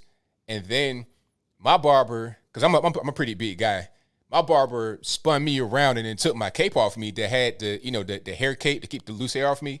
He took my cape off me to reveal me, to show how big I was. And like I may have had a gun, although I did not have a gun. And then when he saw all of what was happening and that guys might have had a gun on him, he went ahead and left because he didn't want what was going to happen. You see, that is kind of how open carry works sometimes. But then it could work the other way, where you may have criminals doing open carry and things like that when they shouldn't. But I think overall, it'd have a net positive rather than a net negative. Yeah, I think so too. It's an equalizer. And frankly, I gave this some considerable thought. I think I'd feel more safe if I saw other people around also carrying, and I knew they're not criminals. I can tell just looking at them, they're not trying to commit crimes. No one is going to mess with them. I agree with everything you said. Yeah, that's pretty much how it is, man. But I thank you for the call. Definitely appreciate you. Yeah. Thank you. All right, now. Yeah, shout out to the caller. But yeah, that's just kind of how it is. Yeah, he did sick ABL. Like, At that time, I was bigger than what I am. I'm 6'3". I'm about 210 right now. At that time, I was about 270. And I wasn't like looking like, I'm about to just. I wasn't looking like I had this big beard belly. I was just like football player type big. You know what I'm saying? Like right now, I'm like retired NBA basketball player. I'm like Derek Fisher. You understand? Like I look like I used to be able to dunk like 3 years ago, but I've not been playing basketball in a minute. I'm like that right now. But back then I was looking like I could go play NFL football. That's how big I was. So when the guy saw me and saw that I might be having something on me because you couldn't really see my hip, but you could kind of see me, he didn't want that. So yeah. Now, if you would have saw that everybody had a gun, some of the guys did have guns. But if you would have saw everybody with a gun, that would have made it more. That's just what I know dealing with street guys. They don't like going into a situation where everybody has a gun on them. They want soft targets. But it could be a negative thing where you don't have that element of surprise. But do you want a surprise element where somebody already pulls their gun out and starts shooting? Or do you want to prevent them from going to a place in the first place where everybody has a gun on them? It's like going to the police station and opening fire. You're not going to be able to make that because everybody got a gun. Yeah, I was looking like Bruce Smith. Hey, you know what? I saw Bruce Smith because, he's from Virginia. I saw him one time. I was at a football game, the Norfolk Nighthawks, arena football back in the day. Look him up. I saw him there because that was his team. He was about my size. He was about my size back then. All right. 856 on the line. Who am I speaking to? Hello, ABL. It's Christy in the garbage state. New Jersey. How are you? I'm all right. How about yourself? I'm kind of wondering if this vaccine, because you turn the news on, they're trying to push you to get vaccinated. I think it's kind of a prejudicial thing more than a divided thing. It's doing a lot of dividing. Like I've had a couple of members of my family get the vaccine, and they're trying to pressure me to get it. And I sent you a super chat earlier about Murphy stating if 70% of the state was vaccinated, that the mask was going to be dropped. Now, I'm a very biased individual, but I'm also one with common sense, and I really think this vaccine is making people lose their common sense. And I just wanted to know what your thoughts were about this. Well, you gave me a lot. So, what's your exact question? The vaccine, is it a prejudicial act? What do you mean prejudicial in what way? Like as far as like making you get it, like required, like kind of forcing you to get it just to get back. Right, like if you don't get it, then you're not you're not normal. Well, yeah, I think that's not a good thing because, I thought it was my body, my choice. That's what I thought it was, but apparently not, because now it's okay. You must get this, or you're not going to be able to work. You're not going to be able to have normal life unless you get this. So I don't think that's appropriate. I think it should be, if I want it, then I should be able to go get it. If that's my prerogative, then let's let that be. But if not, then that should be my choice as well. Mm-hmm. I don't really see what the point of getting it is. I've heard that people get the shot and they still get the virus anyway. But what's going to happen, I think, is that we're going to have this all dating things like that, or you can't date things like that. So you're breaking up. I can't really hear you. I'm sorry. So what's going to happen is they're going to try to make it to where it's required, like in dating apps or things, even get a job. If you're not, you won't be able to date anybody, or you won't be able to get a job, things of that sort.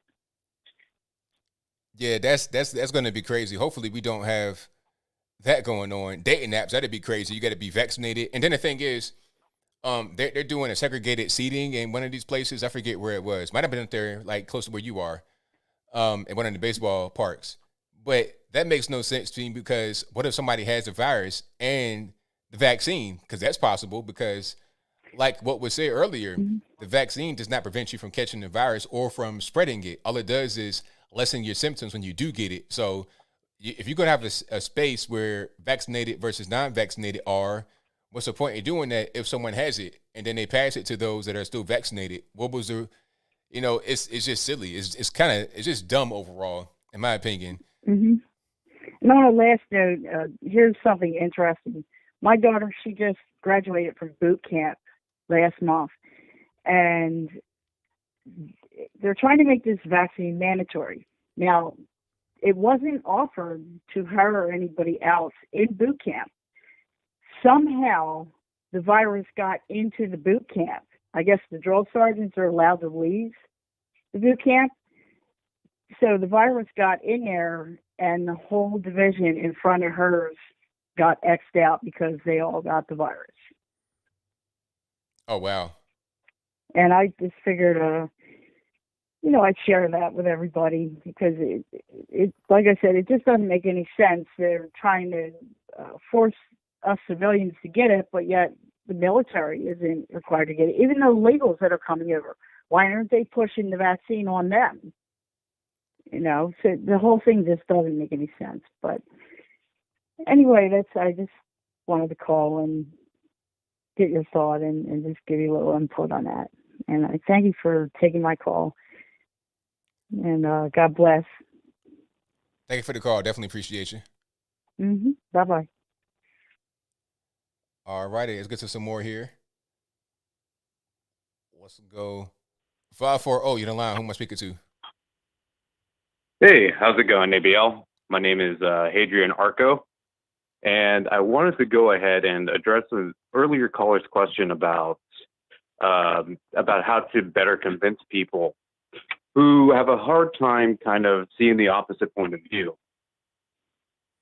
Okay. Hello? I'm here, yeah. And I spent a lot of time, I think, throughout 2020 really defending a lot of my points on the vaccine and stuff like that. And I just want to put a note out there that for me, one of the most helpful things I've found is essentially meeting the other person halfway and arguing on their level. As people on the new right, we have a tendency to kind of get involved with the factoids and the statistics.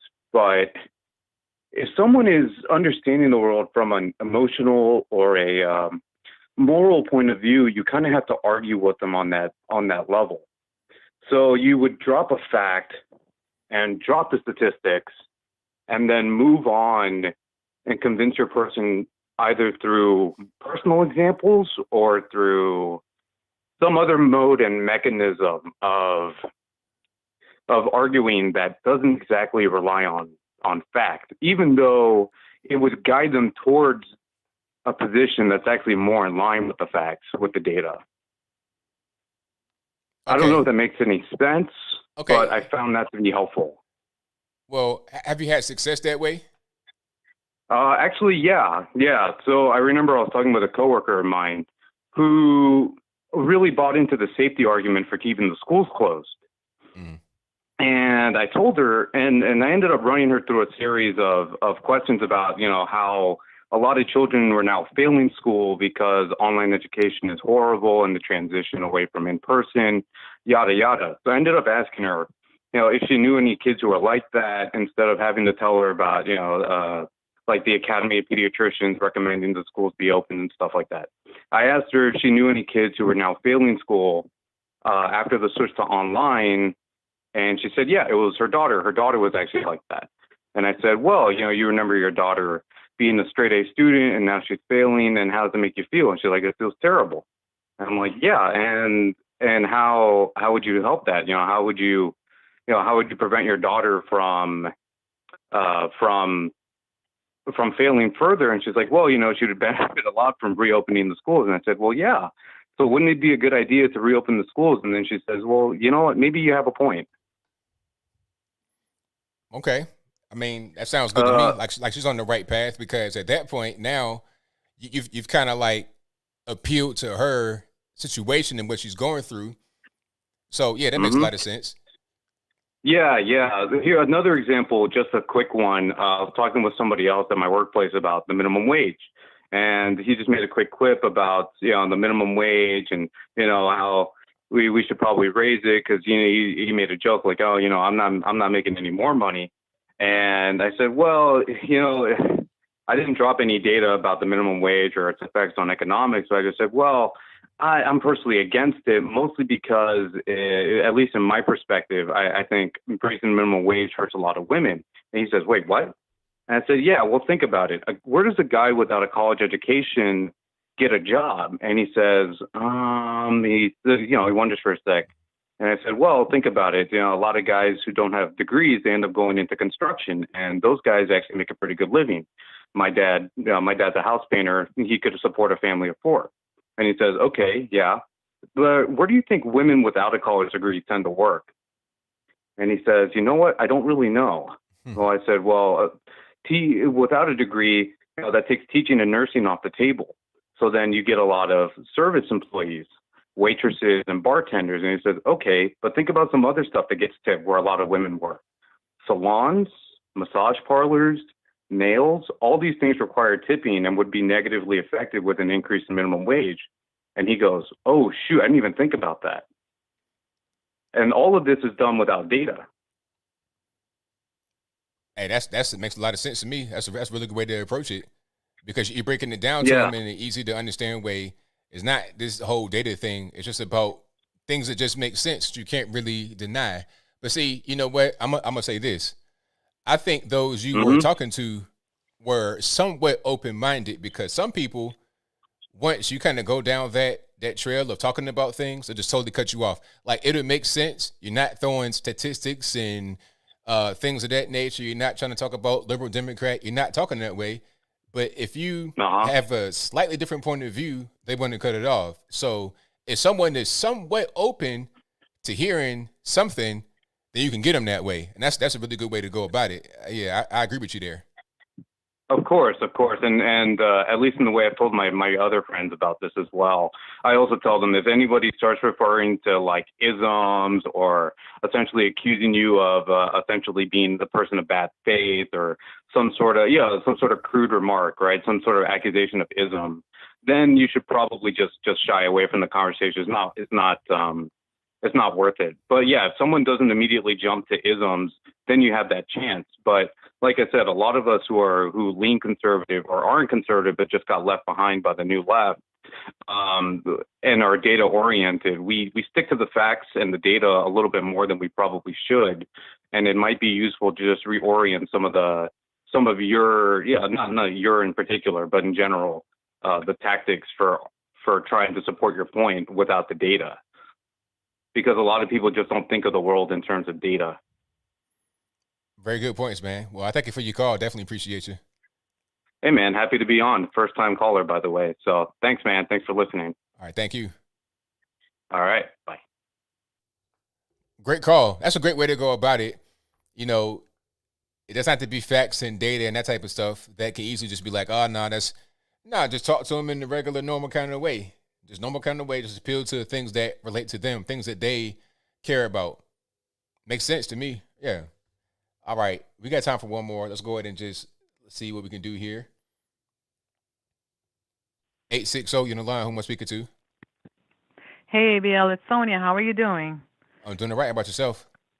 All right. I wanted to talk about Caitlyn because I watched her Hannity interview and I saw her campaign ad, and I liked what she said when TMZ confronted her about the girls in sports with the transgender girls. Yeah. And she came out and said, straight up that she doesn't think it's fair. And then she didn't backpedal when she met with Hannity. But then I was hearing from all the naysayers, because I'm sure you know that there are a lot of conservatives who don't want her at all. And I guess she did say all the right things, and she seems too good to be true. And people were getting Obama vibes from her, I guess, when he was saying all the right things in all the right ways. And then some people were sharing these old pics, and one of them was of her with the Clintons. I think she was with Hillary and some other women. Now, photos don't really mean anything, but she said in the caption in that photo that she was taking advice or learning from her girls or something to that effect. So I just wonder, do you think she's a sleeper cell? I guess is my question. It's hard to tell, really. It's really hard to tell. I really don't know. I feel like when you're talking about California, at a certain point, it's like, does it really matter? Because in many ways, California as a state is lost. So even if Caitlyn, Bruce Jenner, whatever they want to call themselves, if they think, if they are not who we think that they are, it's not necessarily a big loss. Now, I'm gonna say one point that was made to me last night when I was doing Brandon Tatum's show, and I hadn't thought about it. I was like, okay, if you bring in Bruce Jenner, and this person is not who they say they are, it could be damaging to the GOP, because if they're part of the GOP and then they go in there and do something that's not what you want, then it's like, well, how do we really get beyond that? How do we get over that? It's just going to be kind of difficult. And then the whole transgender thing is going to be difficult to deal with, because a lot of people just aren't really with it, you know, and I'm not with it, to be honest. But I feel like if you're in California, you're kind of in a situation where you're kind of desperate. It's like, what are you really going to do? If you don't try to get somebody like Bruce Jenner that could win, what are you going to do? You're going to get another Gavin Newsom or somebody like that in there, and then you're not really going to have a way to succeed. So I'm kind of torn on the whole situation. But as far as them being a sleeper cell, I really don't know. Well, she did say that she's a liberal, you know, socially. But to the transgender point, you know, I was wondering, what is the point of even fighting it in school, you know, in terms of the girls' sports? If the Olympics are entertaining, or allowing rather, a weightlifter to compete who looks like a man in every way. I mean, this one is not even, I think she makes the health secretary look more feminine. But she's in the thing. So they don't allow BLM gear because they don't want politics, right? You can't kneel or anything like that. So I'm like, hey, we win some and we lose some. Because to allow this person to compete in the highest competition I think there is, right, in sports or any kind of athletic thing, is the Olympics. If they're allowing it, then what does that say? Well, one thing that we got to understand is that that's an international situation. That's something that is not just the U.S. That's all over the world. That's a world competition. They got the IOC, the International Olympic Committee, from all over the world, all nations represented. So they may have something like that going on, but as a U.S., you've seen the person, right? I think her name is Abby. Yeah, I seen this big truck driving looking cat talking about something. It's just so silly. This is like Juana Man in real life, but I think that we need to draw a line here in the States. If they want to do something like that with the IOC, that's one thing, but in the States, we need to just not do that. I see. It's on a global level, so I mean, if it may be universally accepted, so there's no way to control it. Is that what you're saying? Well, it's a way to control it in our country. We can't control what the IOC does, because that's an international body, but we can control what we do as a country, and we need to fight against it here. Now, if the Olympics, they want to do something like that, then that's on them, because that's an international competition. We can decline to compete, or we can accept to compete if we, you know, but that's a whole different story than dealing with the government.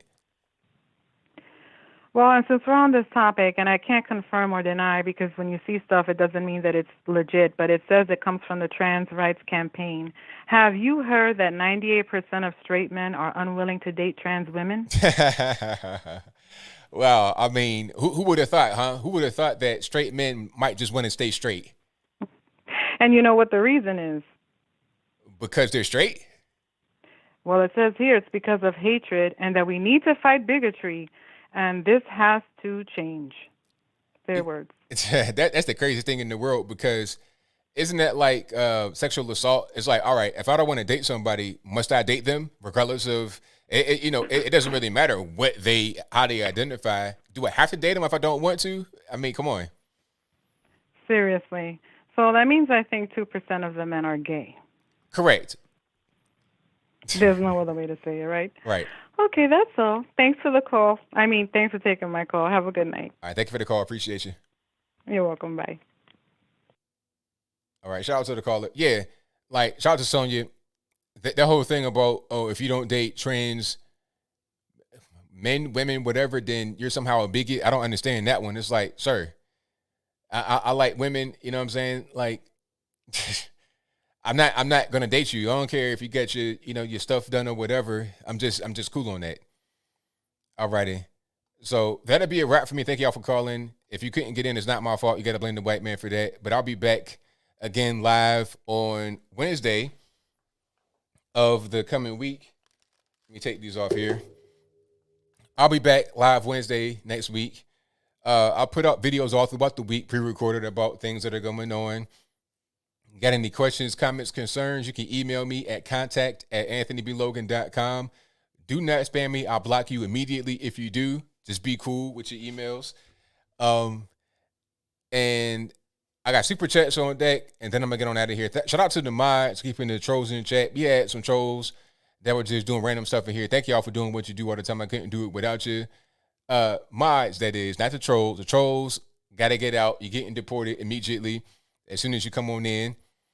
All right. So we got super chats, and then I'm going to wrap it on up. Thank y'all again for joining. If you're not subscribed yet, go ahead and do that. It ain't going to hurt none. I tell you that I'm going to give you good content. I ain't going to let you down. All right. And if I do let you down, it's not my fault you get up in the white man. Alrighty, let me go back to where I was here.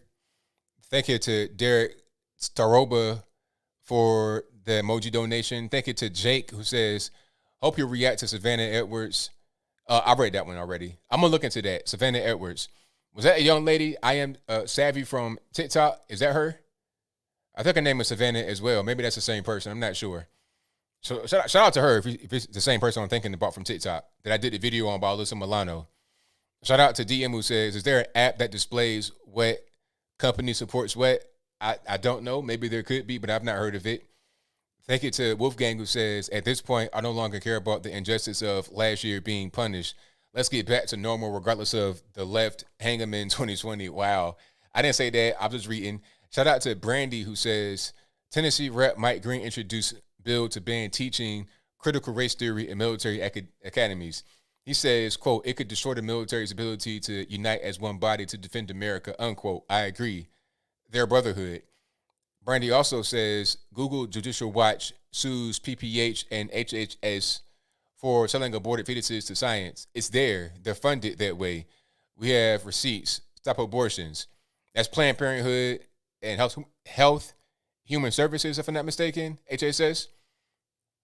Thank you to Leo Mazzino, who says, Margaret Sanger is leader of Planned Parenthood, racist toward black community. And thank you to Derek again for the cool emoji. Thank you to Doug, who says, and shout out again to Derek for the thumbs up emoji right there. Appreciate you for that one, boss. And shout out to Doug, who says, always wondered why AOC and Ivan are so stupid. They are Planned Parenthood babies. Thank you to Gordon, who says, since your friend request on Kai, my name is Big Slappy. I'll be on tomorrow around 8-ish. And can you upload your episodes of Spotify sooner? I'll do my best to do that. I do what I can. Thank you to Wendigo Smith, who says, vaccine needs to be optional. Let's open up the economy. There you go. Thank you to Leo Mazzino, who says, it makes me mad that these colleges and universities are forcing students to get the vaccine before returning to class. Yeah, it's really unfortunate.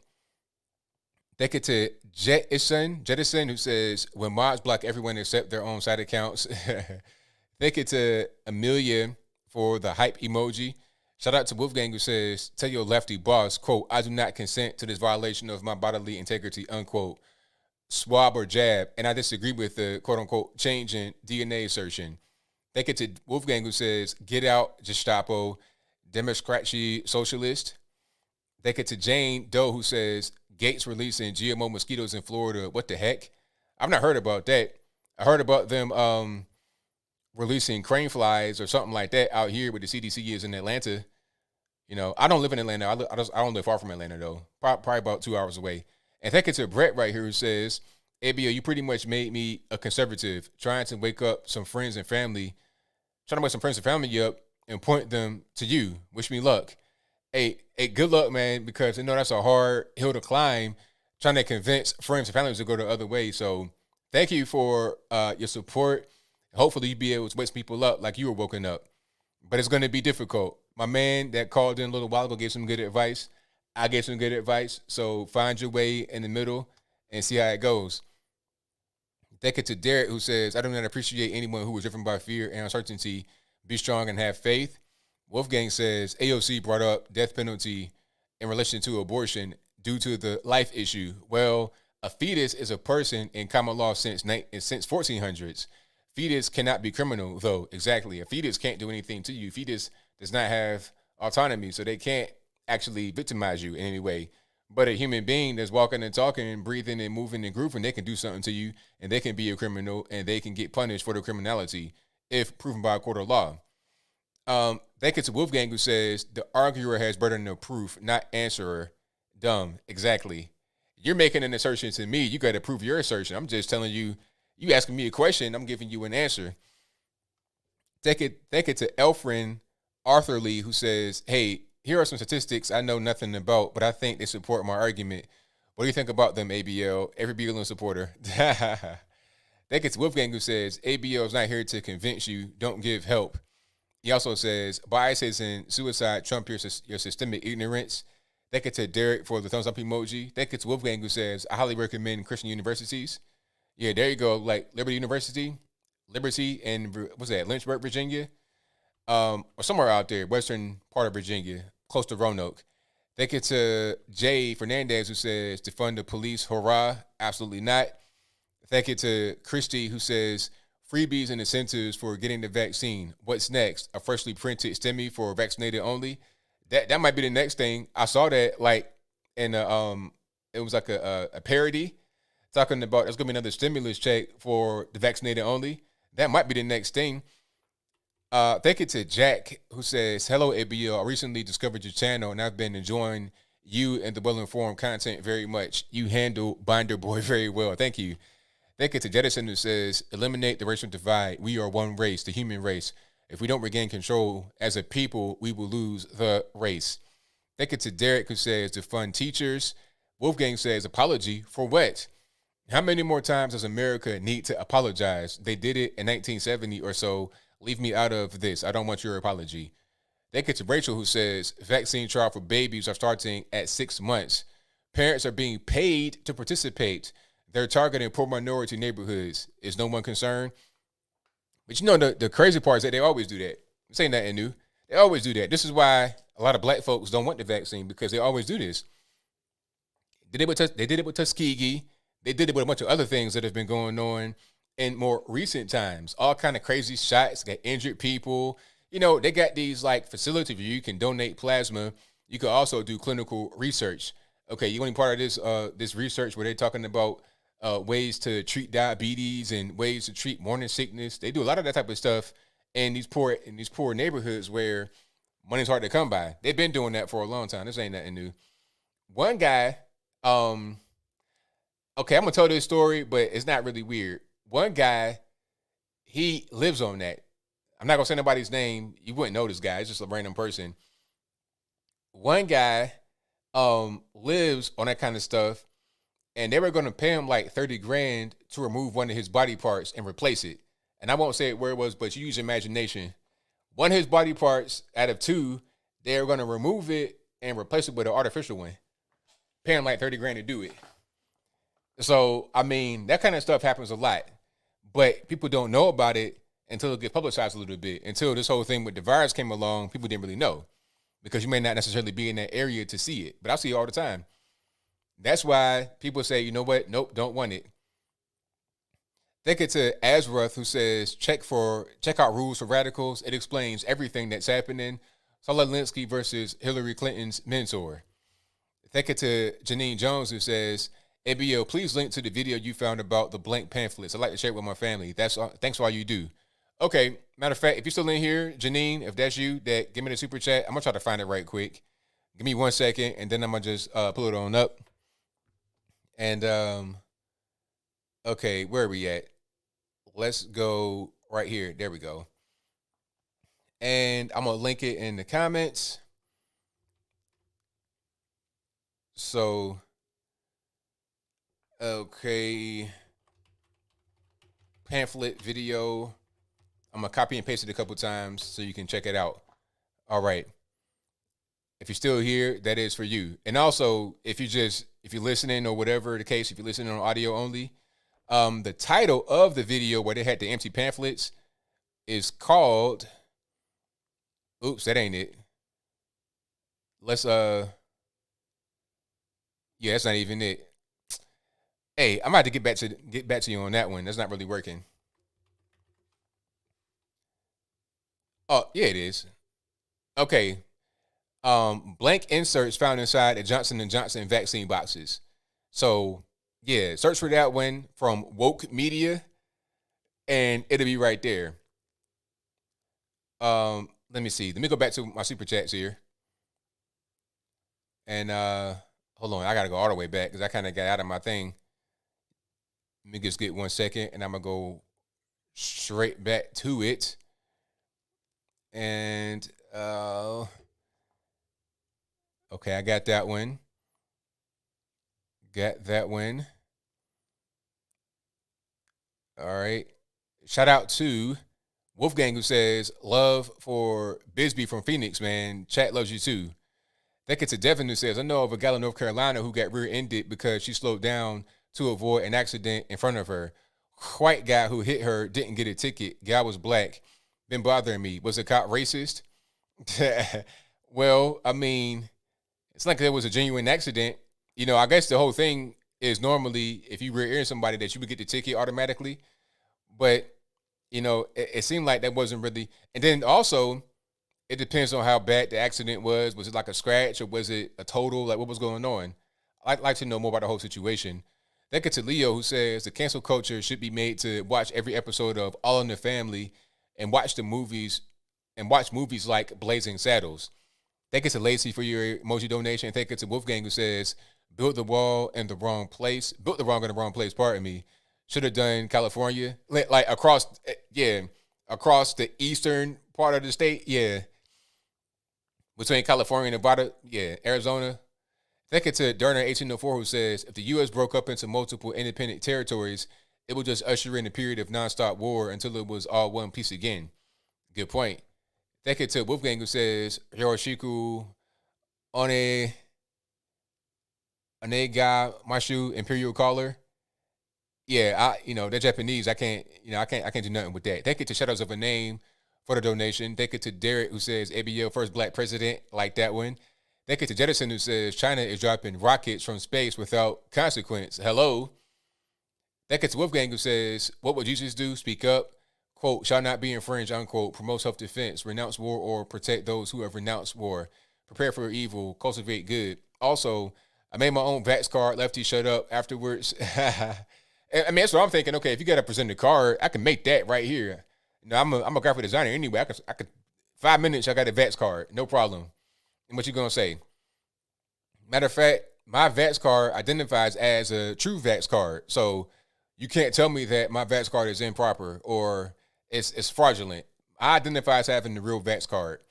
Thank you to Derek, who says, you guys got good energy and smart. Thank you to Jake, who says, what's your opinion on the N-word? Do you let your friends call you that? I don't do any kind of curse, no racial slurs. I don't curse or use racial slurs at all in my regular everyday life. I don't do that. So, nah.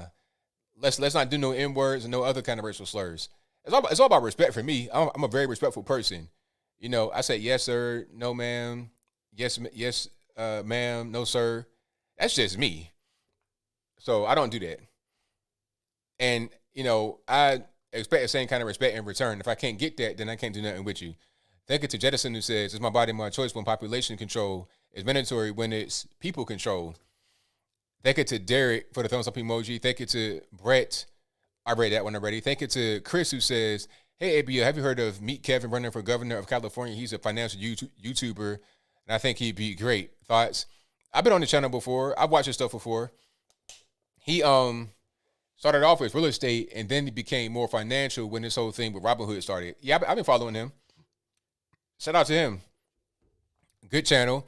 I'm not sure about his policies, because when I watch him or when I have watched him, he comes off as kind of like middle of the road, not really taking a stance.